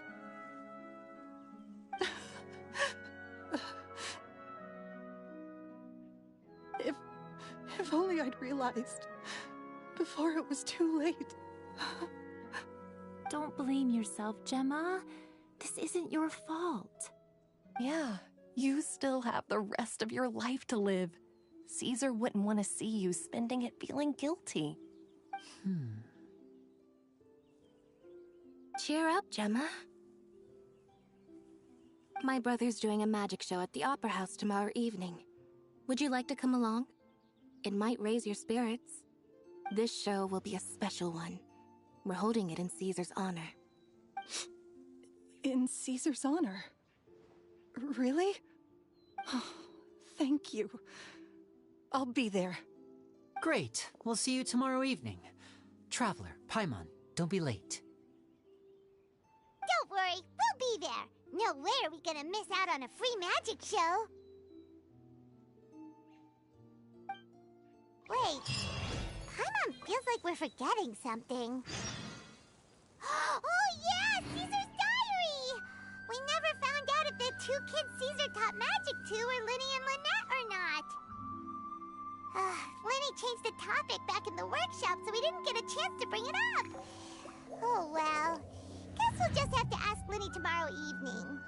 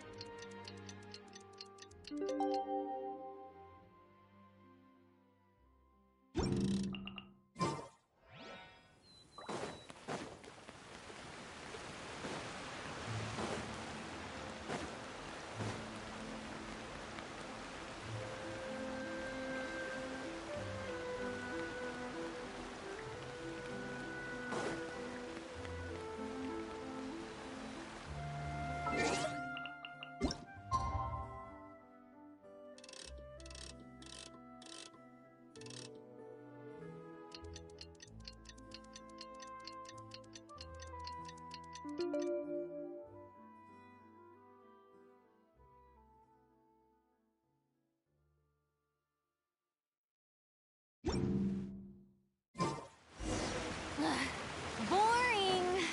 Isn't there anything else?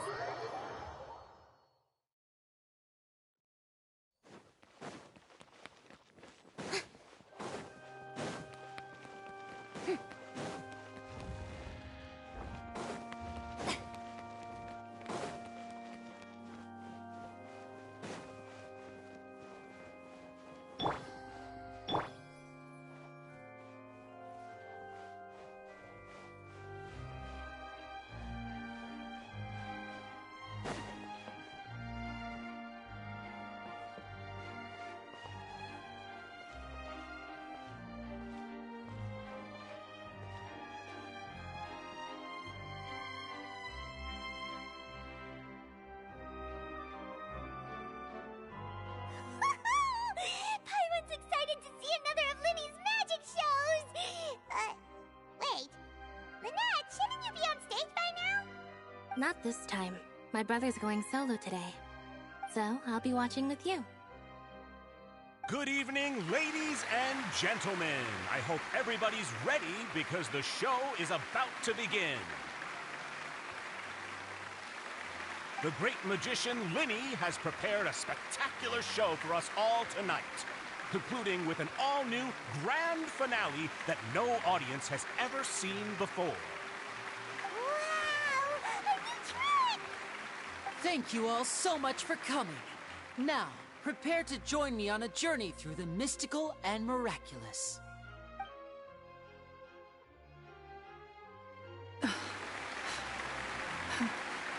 Exciting stuff, isn't it? Yes, it's just...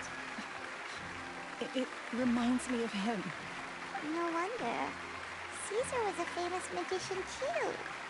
So, how did you two first meet, Gemma? Well, I was out on the street once, and I saw him performing for little children. Children love magic, because they're willing to believe in things that can't be rationally explained. Caesar had this amazing way of bringing them into a dreamlike world. And somehow, I felt drawn to him too. So I went up and asked him to do a trick for me. Aw, that sounds so romantic. What trick did he do? It was with a flower. He took it in his hand, snapped his fingers, and it magically appeared on my head. I was so happy that day. No one had ever given me a flower before that. Oh, that's so cute! Actually, now that you mention it, Linny's done that one before. Is that right? Then I suppose he's a romantic at heart, just like Caesar. So let's treasure the time we have with him. After all, you never know when the people dearest to you might be gone. That's right. It's all over now. Paimon doesn't really know how to comfort you, but at the very least, no one's gonna be intimidating you from now on. You can breathe easy at last, right? Right. Yes, you can breathe easy now, Phantom Weasel. See? Even Lynette says... Wait, what? The Phantom Weasel? Lorenzo escaped? Where is he? What do you mean, Phantom Weasel? As Linny once said, a performer's job is to commit fully to their role and put on a flawless performance for their audience. But once the bag of tricks is empty and the curtain falls, it's time to end the show. The spotlight is no place for someone with no more cards up their sleeve. It's been 10 years, Gemma. Aren't you tired of the grieving widow act? I think it's time to put an end to it. What are you talking about? Paimon doesn't like this riddle. Traveler, Paimon doesn't like where this is going. Come on, say something! Ladies and gentlemen, I hope you're all enjoying the performance so far. There will now be a brief intermission, after which Linny will perform the most electrifying act of tonight's show, the one we've all been waiting for. The final performance will take place outside of the Opera House, so please make your way outside in a calm and orderly fashion. The Phantom Weasel never did like public places, did they? Don't worry, this place will be quiet soon. Let's talk somewhere else for now.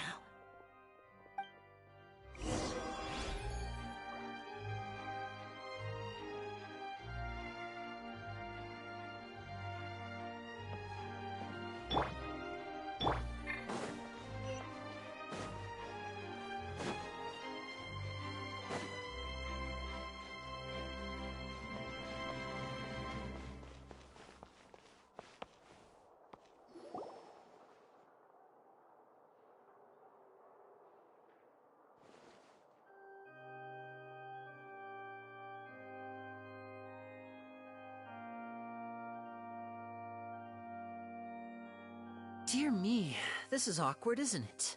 And unfortunately, I'm all out of gadgets, so I'm afraid I can't do any tricks to liven up the mood. This is a big mistake for a magician to make, but thankfully, I do have a backup plan. Now, who wants to hear a story? Linny? Don't we have more important things to address right now?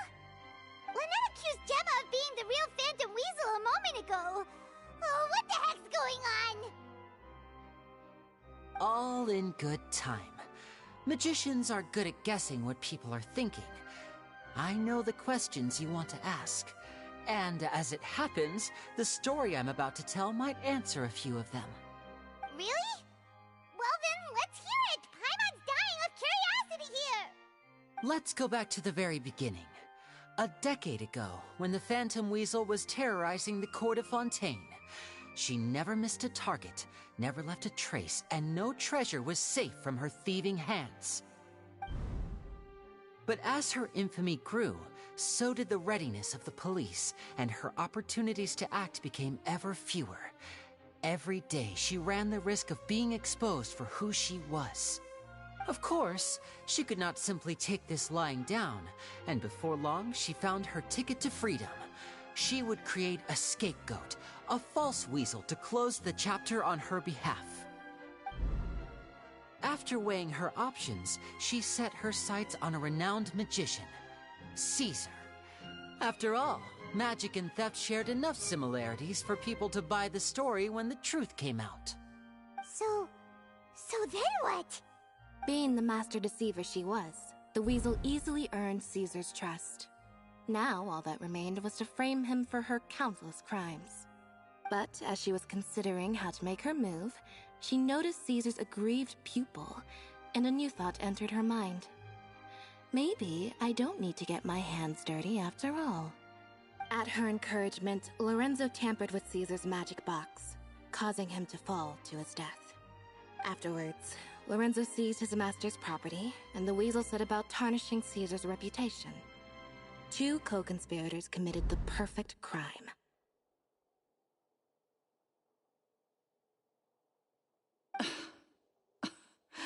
I've got to hand it to you. You're both exceptional storytellers. It's enough to make even me wonder whether there was really another mastermind behind all this, pulling the strings. But I just have one question. You seem to think that I am the villain in this tale. What's brought this on, Linny? Is it something that Lorenzo said? Don't worry, Lorenzo said nothing at all. But I never believed that he was the weasel, and in fact, my investigation only made me more certain of that. He was too forthcoming with his confession, as if there was something else he was trying to hide. How disappointing. So you'd sooner trust Lorenzo than me?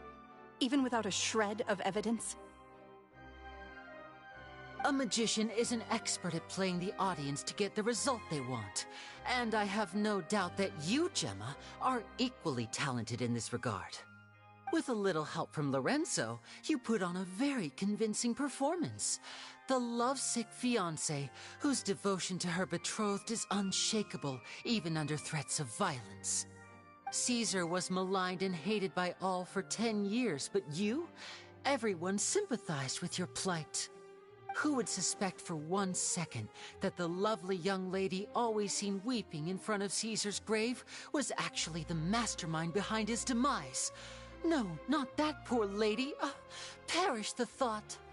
Wait, so you mean the whole intimidation thing was just a hoax? Gemma and Lorenzo were both in on it?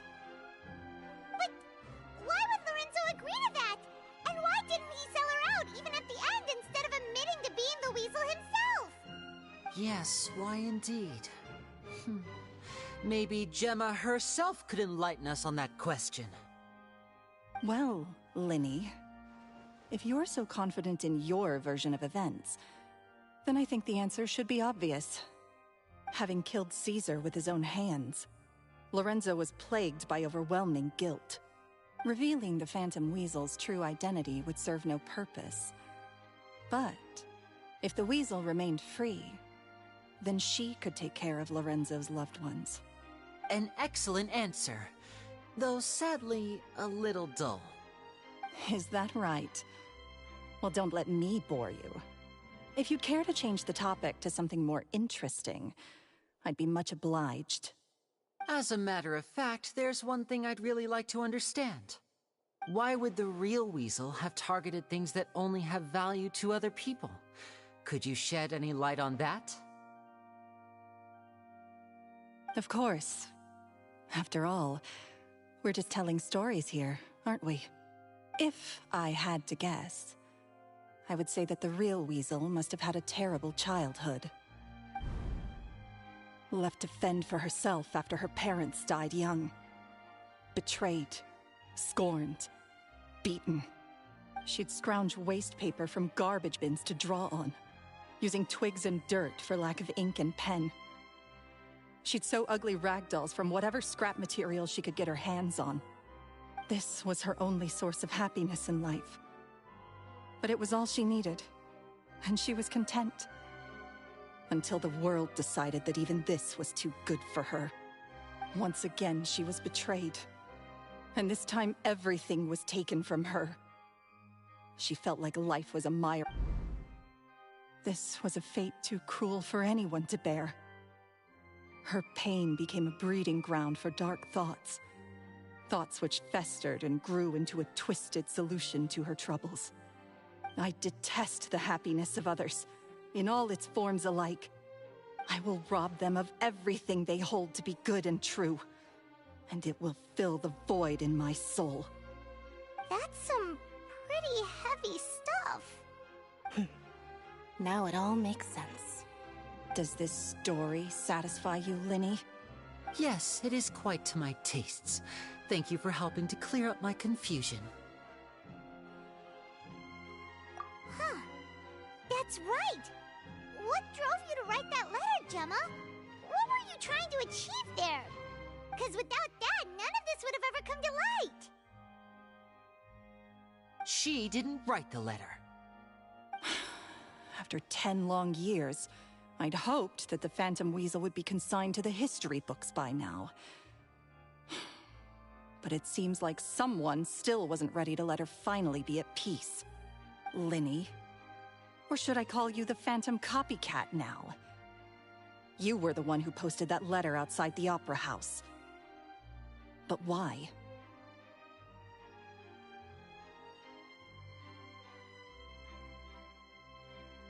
Very sharp, Phantom Weasel. Still as shrewd as ever. Well, no need for me to be coy about it. Our goal was to clear Caesar's name. The most straightforward way to change the public's impression of Caesar was to force the weasel to show themselves. That's it? You had no other agenda? Of course we did. We made it quite clear in the letter, I believe.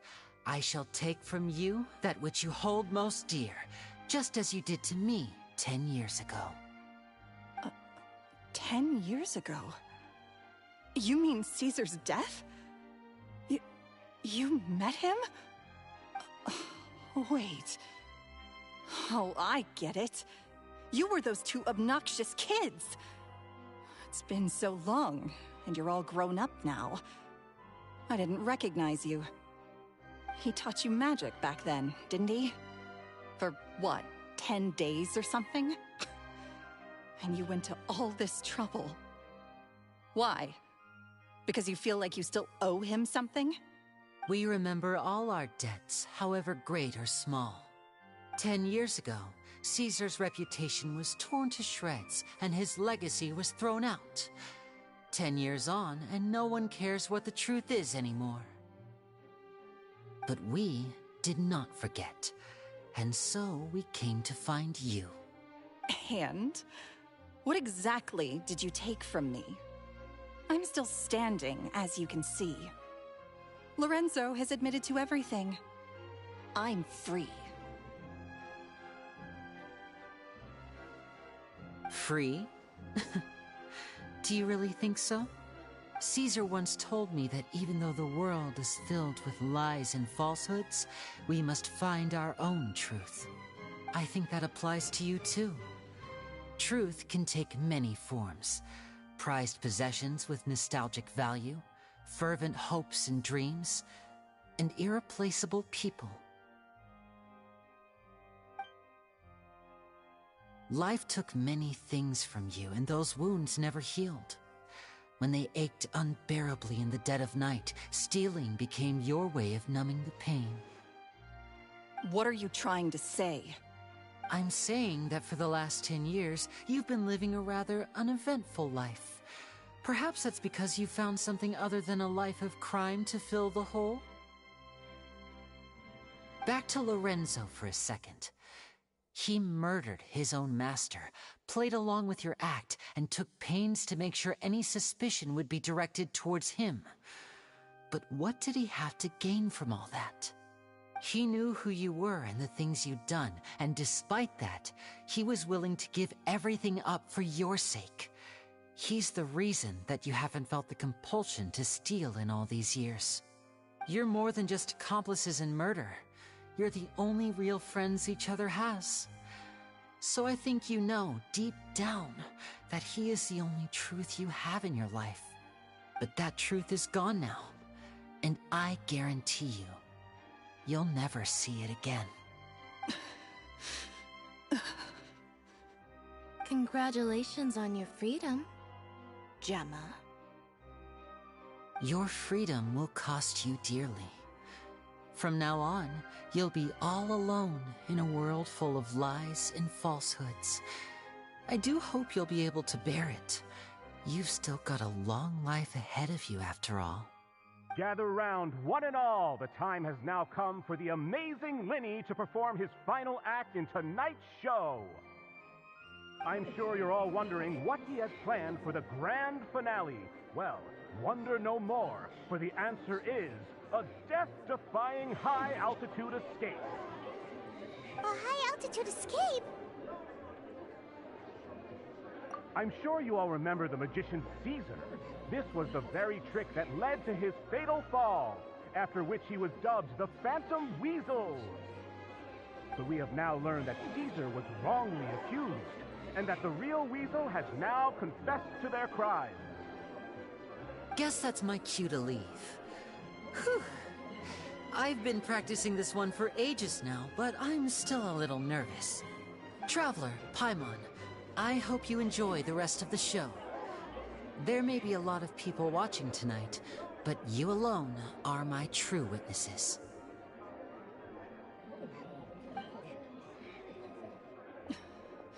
Lenny, wait.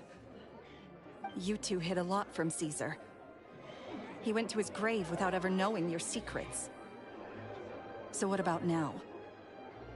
Are you an open book? Or are you still the same as ever? You don't have to tell lies to end up isolated and alone.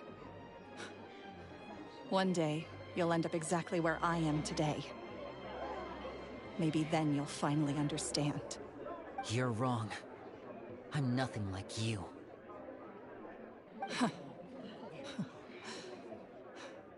So,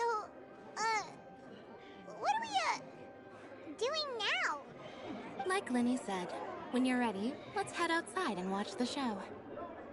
But what about Gemma?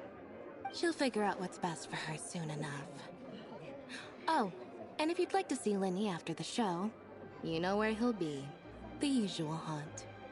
Alright. Well, let's go and watch Lenny's finale then. This trick's a pretty dangerous one, but he should be able to pull it off, right?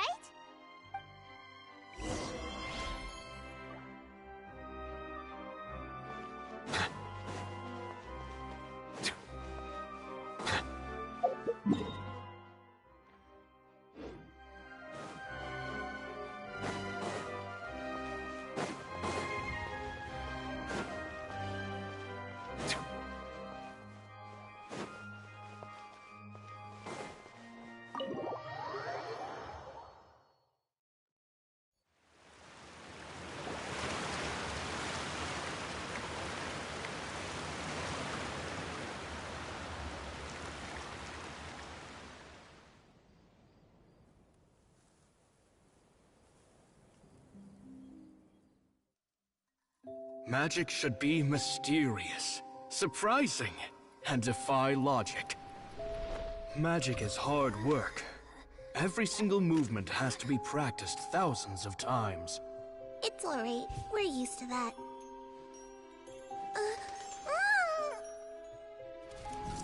We're sorry. You've taught us so much, but we can't tell you the whole truth. It's okay. Do you still remember what I told you? This world is full of lies and falsehoods.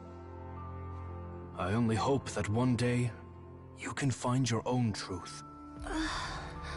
What about you? Have you found your truth? Magic is my truth.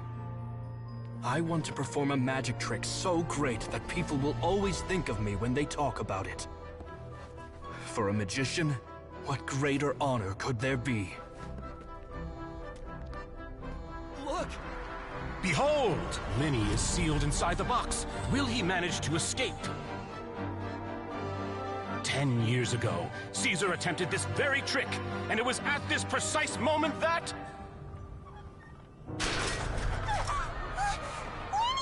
Watch out!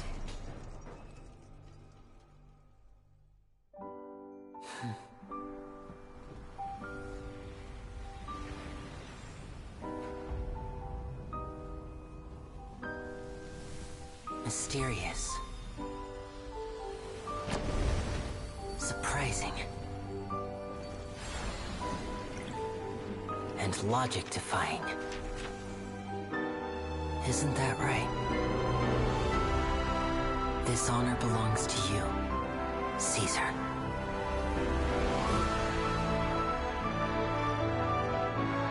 I'm just sorry it's a little late.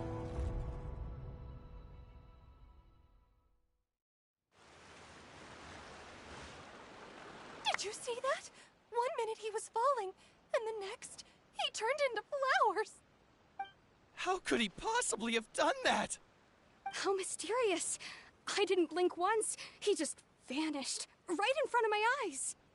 What a heart-stopping magic show! This was really worth the trip. Caesar's name has finally been cleared, and Fontaine's new star magician Linny has fulfilled a wish on his behalf. Oh, I couldn't ask for a better grand finale.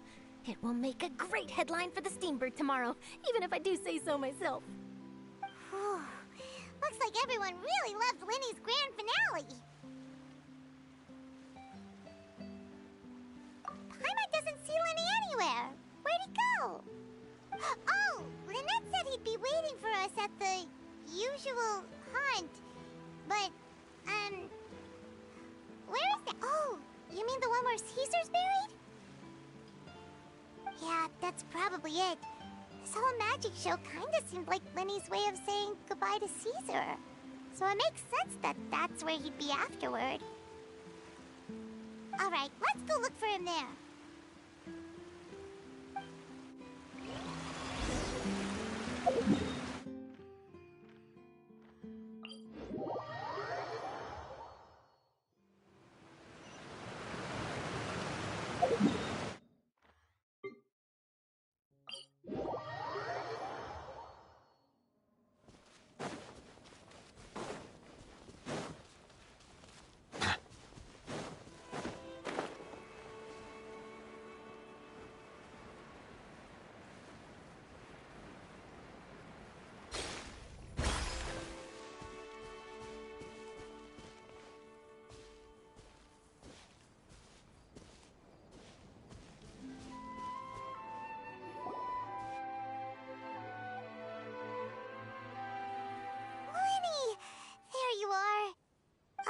Are you alright? Paimon was scared to death when the chain broke. Paimon was sure something had gone horribly wrong. Magic is a performance art. A magician has to get creative to keep the audience on tenterhooks. That's our job. So I tweaked Caesar's original setup a little to keep it fresh. I was honestly a little nervous during the live performance. The thought of falling, suddenly feeling weightless, seeing the sky and the ground spinning and spinning. Sometimes, I can't help but wonder what Caesar thought in those final moments. Did he regret taking Gemma and Lorenzo on? Or did he believe that it was his own slip-up right until the end? You know, Paimon's been wanting to ask you about something ever since we were in Caesar's workshop. You learned magic from Caesar once, didn't you? When was that? After I joined the House of the Hearth. To be honest, Lynette and I had an agenda when we approached him. I told you about my past before, remember? As a young boy, I survived by secretly learning magic from street performers. I'd watch their tricks and try to figure out how they were done. But I quickly realized that observation alone could only get me so far. What I saw was the polished final performance, but the rigorous training they put in behind the scenes remained invisible to me. I needed to learn how to improve my sleight of hand, hone my misdirection skills, and make niftier props. We were gifted enough that we'd made some progress by ourselves, but without proper guidance from a professional magician, we quickly plateaued. So that's why you sought Caesar out? Yes. We figured there was no harm in asking, but it took us by surprise that he was so willing to teach us. In all, we only spent 10 short days together, but he was very good to us. By contrast, we hid so many things from him. For instance, when he asked why I wanted to learn magic, I answered, "It's my passion." But in truth, there was already a lot more to the story by then. After being taken in by an aristocrat for our magic talent, then betrayed soon after, this was no longer about me doing what I loved. What amazed me was how the lie escaped my lips even as I was hesitating over whether to tell him the truth. Trust is a beautiful thing. Sadly, I'd forgotten how to trust by then. Lenny. Still worried about the way I feel? You really are a gentle soul, aren't you? But don't worry, I'm used to it now. From the mansions of the elite to the House of the Hearth, lies and selfishness have followed me and Lynette everywhere we go. After Caesar went on tour, we became busy with our missions. The next we heard of him was that he'd fallen to his death, and was now declared to be the Phantom Weasel. That night, I remembered his smile. But as I lay there, I didn't know what to say to him. To keep secrets is to put up walls. The longer you keep them up, the less you let people in. Then, one day, you look around and realize your life is like an empty auditorium after a show, full of seats once occupied by all the people who left. But I guess that's the price we have to pay. You only realize how much someone really meant to you when you lose them completely. That's why I was so confident this would hurt Gemma. Because I felt it for myself. Yeah, cheer up, Winnie. We've had to say our fair share of goodbyes during our journey, too. But whatever happens, Paimon always believes in what tomorrow brings.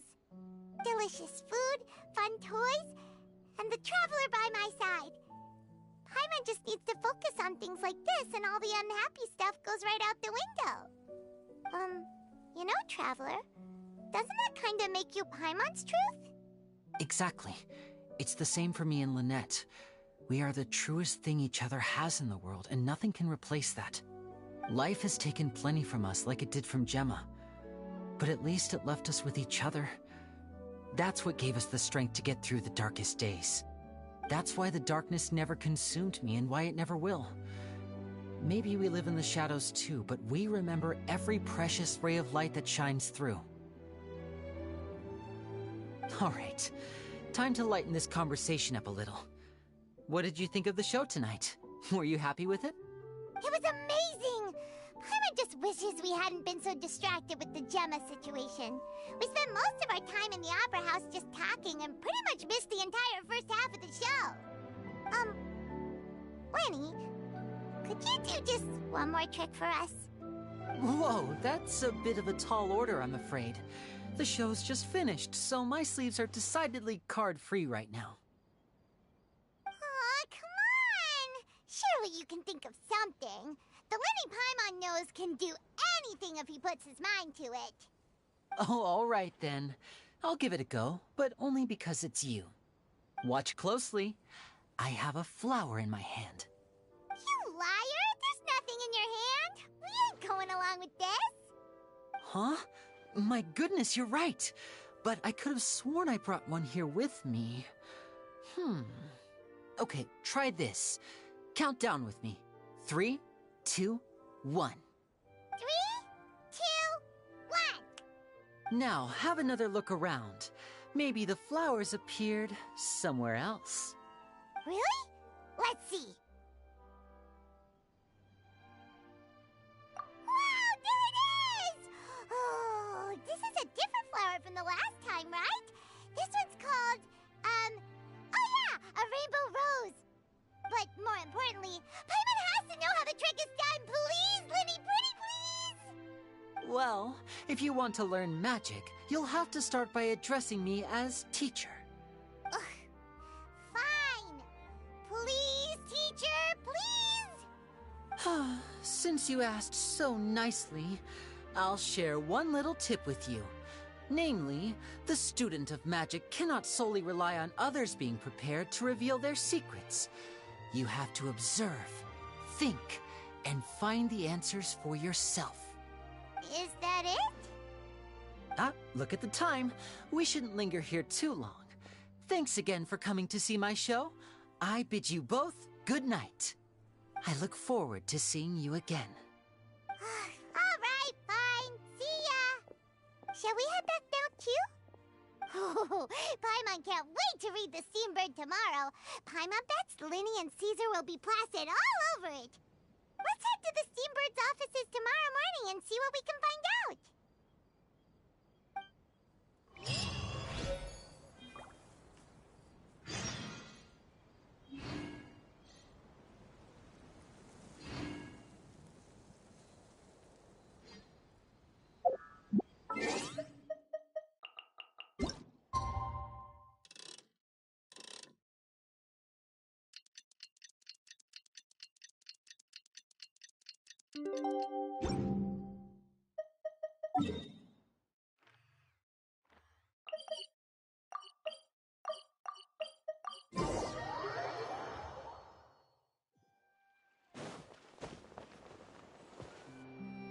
I'm very sorry, Charlotte, but my sister and I are quite busy today. I'm afraid we'll have to decline this interview. Oh, please, Linny, I'll only take a moment of your time, if you would be so kind. Huh? What's happening here? I spent all night writing writing my piece about the Phantom Weasel, and it was going to go to print this morning. But just as dawn broke, I suddenly received news that Caesar's fiancée, Gemma, had contacted the guards and confessed to having been the real Phantom Weasel all along. That was quick. Hmm? Too late, bro. That was quick, you say? It sounds like I've got some catching up to do. Please, fill me in. Whoops. Aha! My instincts did not lead me astray. You do have something to hide. Gemma turning herself in must have something to do with Linny's performance last night.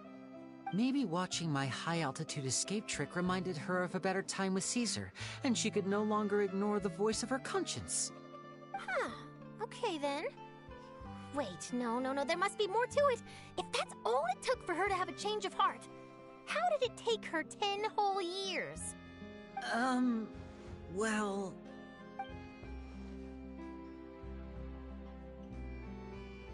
Oh, I remember now! You and Gemma were nowhere to be found after the show. What happened between you? Quickfire question! Where did you all go after the show? Oh, we went to the cemetery and Linny did a private magic trick just for us. Actually, glad you mentioned it, because that reminds Paimon, guess what?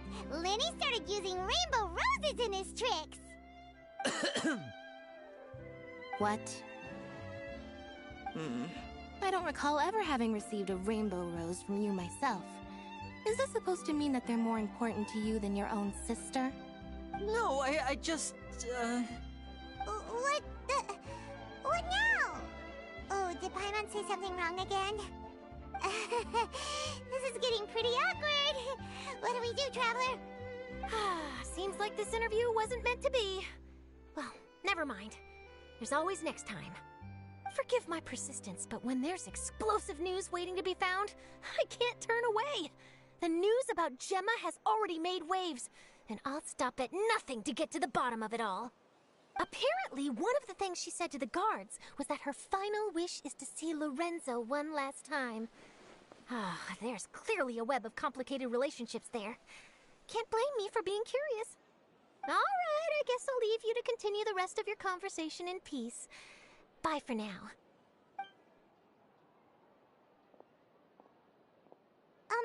Lynette? Paimon didn't mean to... Don't worry, I wasn't angry. I was just trying to distract her. Oh, really? Oh, thank goodness. You scared Paimon there. Phew. You and me both, Paimon. You and me both. At least it did the job, right? Please, take good care of that rainbow rose. I'd be really upset if you lost it.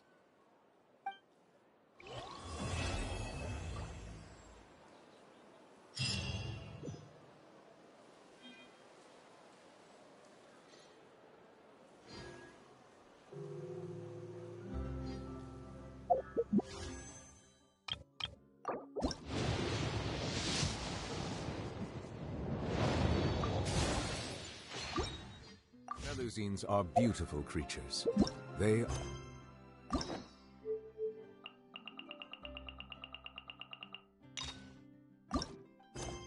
Try the fontaine. Hey,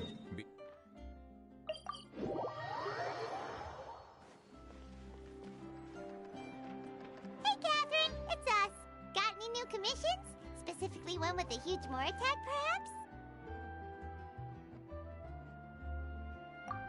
Paimon's just being enthusiastic. We're old friends now, she gets it. It's always a pleasure to see our two most avid adventurers again. Looking for the next challenge, I see. Actually, we do in fact have a rather urgent commission that is still open. Having read the details, however, I don't believe you'd consider it to be lucrative. Don't worry about that. We were just kidding. So what's the situation? To put it simply, the requester is looking for a temporary replacement actress for their musical. The original cast member ran into some issues, and is currently unable to perform the role. But the troupe has also been experiencing some financial difficulties, so unfortunately they cannot afford to pay the replacement actress. That does sound like a tricky situation. So basically they're looking for a volunteer? That's right. Our adventurers reached out to many actresses, but none of them were willing to take the job. There are only a few days left until the performance. If they can't find someone in time, they'll probably have to postpone the show. And delays tend to create all sorts of new problems. Got it. Oh, this one's a doozy. What do you think, Traveler? Any ideas? Even if we took the commission, neither of us have any experience starring in musicals.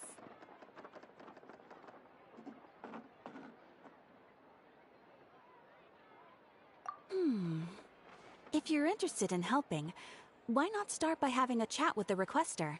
He's right over there. Maybe you can't fill the role yourselves, but you might be able to help him figure out another solution. Maybe there's something he hasn't thought of. Oh, it's that guy, huh? No wonder, he looks like he just ate a sour lemon. Paimon approves! Let's go! Hello there! Are you the guy looking for a new actress? Wait, I know you two! Are you really willing to act in my musical? Wow, sounds like we're pretty famous in Fontaine already. But to answer your question, neither of us have any experience in musicals. But we heard that you're in a bit of a bind, so we figured we could at least try to help you think of a solution. Ah, I see. It's okay. I knew that asking for a volunteer was a long shot. If we can't find someone to step in, we'll have no choice but to cancel the show. It would be such a shame. That's the thing. We're not some high-profile theater troupe, just a group of amateur enthusiasts. All our sets and props are very crude. We're grateful enough just to get an audience, never mind ticket fees. If we had a way to make this profitable, things might have turned out differently. But now, it looks inevitable that we'll disband. Disband? Oh, like one last show. And after that, nobody wants things to just fizzle out. Yeah, the leading lady, in fact.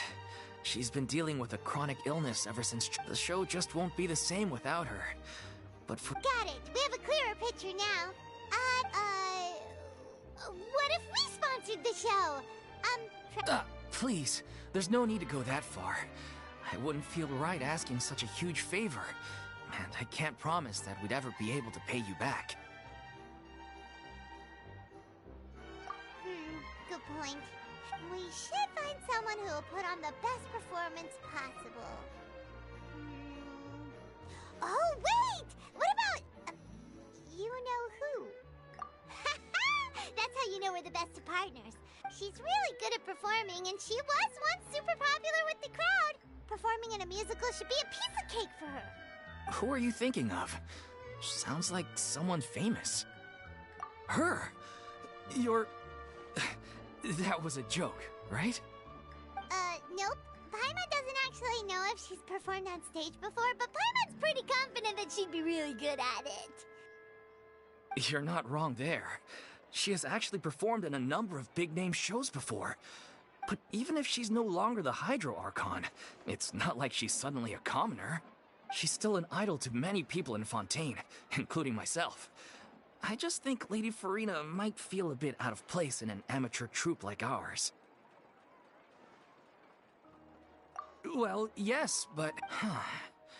Fair enough. I'm sure everyone in our troupe is, of course...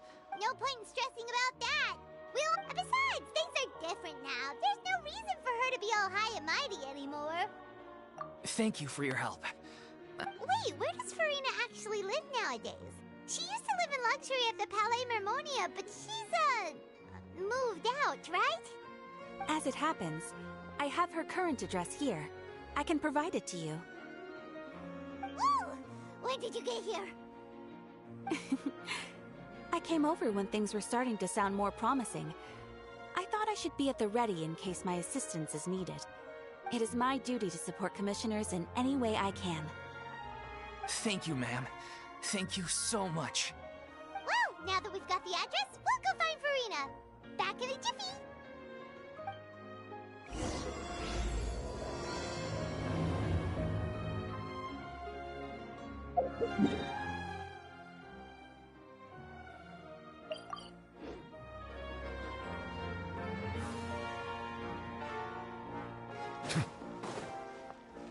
Did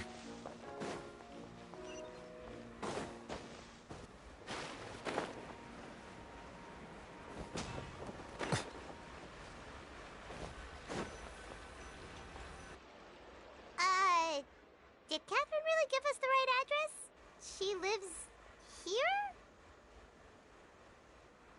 Not that there's anything wrong with this place, it's just, a bit of a step down from the Palais Marmonia. You know, it's common courtesy to make sure the homeowner isn't in earshot when you're denigrating their abode. Okay, when did popping out of thin air become all the rage? First Catherine and now you? I was just out on a shopping trip. I ran out of macaroni, so I went to grab a few more bags. I used to have a much wider range of choices when it came to food, but now I'm finding that simple, traditional home cooking can be quite delicious too.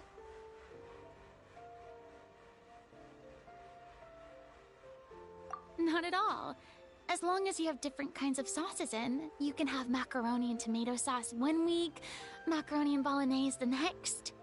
Oh, sounds like you're really struggling to cope. How rude! Questioning my cooking skills. The audacity! It's not like I have a very eventful life these days. Actually, I barely leave the house. So I don't see how it's unusual that my meals are a little simpler now too. Besides, I'm sure I could master dishes like la lettre faucilor or blubber profiteroles in no time, if I felt so inclined. Ah, there it is. You don't know how to cook. Not yet, maybe, but... Anyway, what are you even doing here? I do hope you didn't come here just to ogle at my fall from grace. Let me first be clear that I'm not taking guests at this time. So if you're just here to clown around, then please be on your way. Shoo! Sorry! We're sorry! Please don't be mad!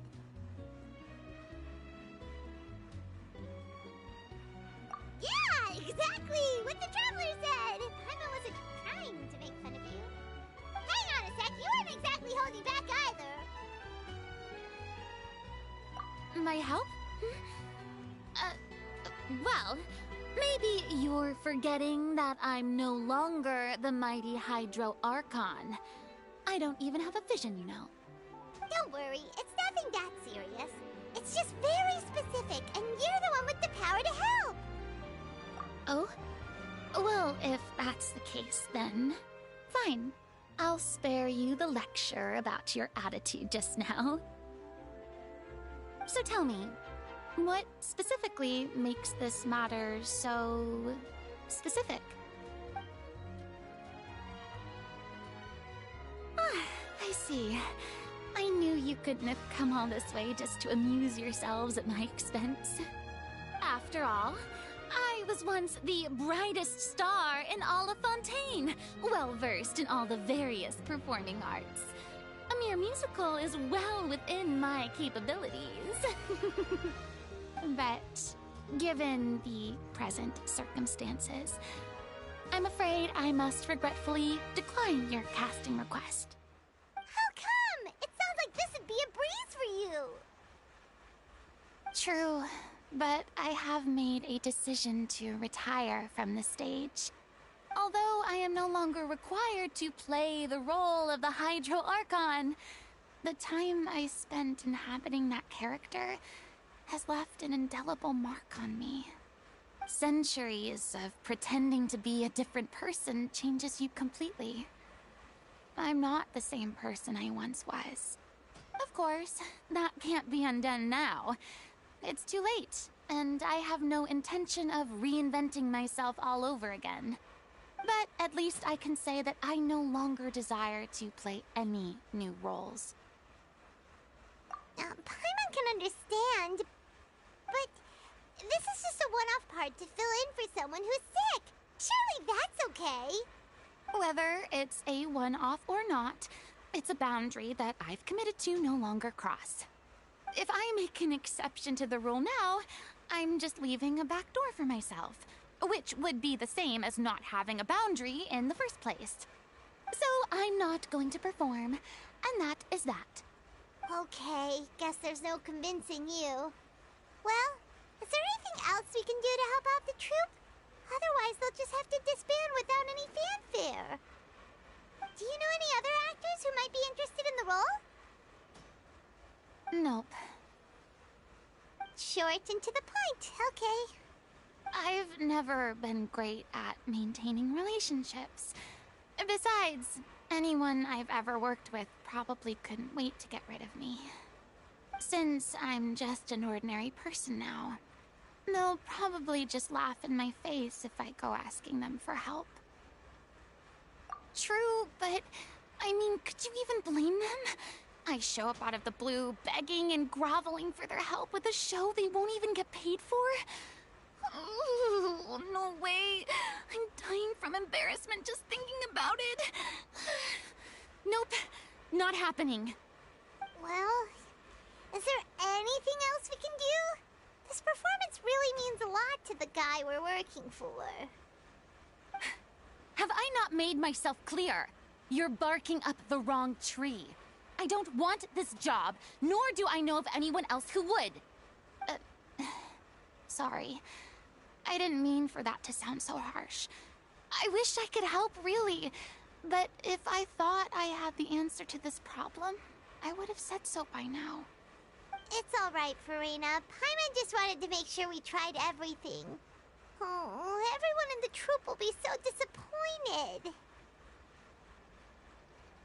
Yeah, I guess that's all we can do now. All right, then. We'll see you around, Farina. Toodaloo to you, too.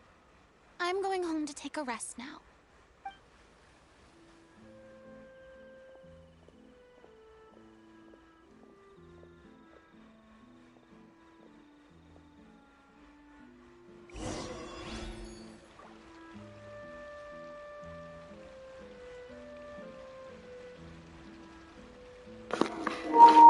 Hey buddy, so I'm going to be taking my leave for tonight. It is currently 11, almost 12 a.m. at night. I need to get up early tomorrow. Thank you for being on the short journey today of 7 hours of playing Genshin. Finishing the Archon quest, getting Farina and Baiju. I hope you guys have a wonderful night.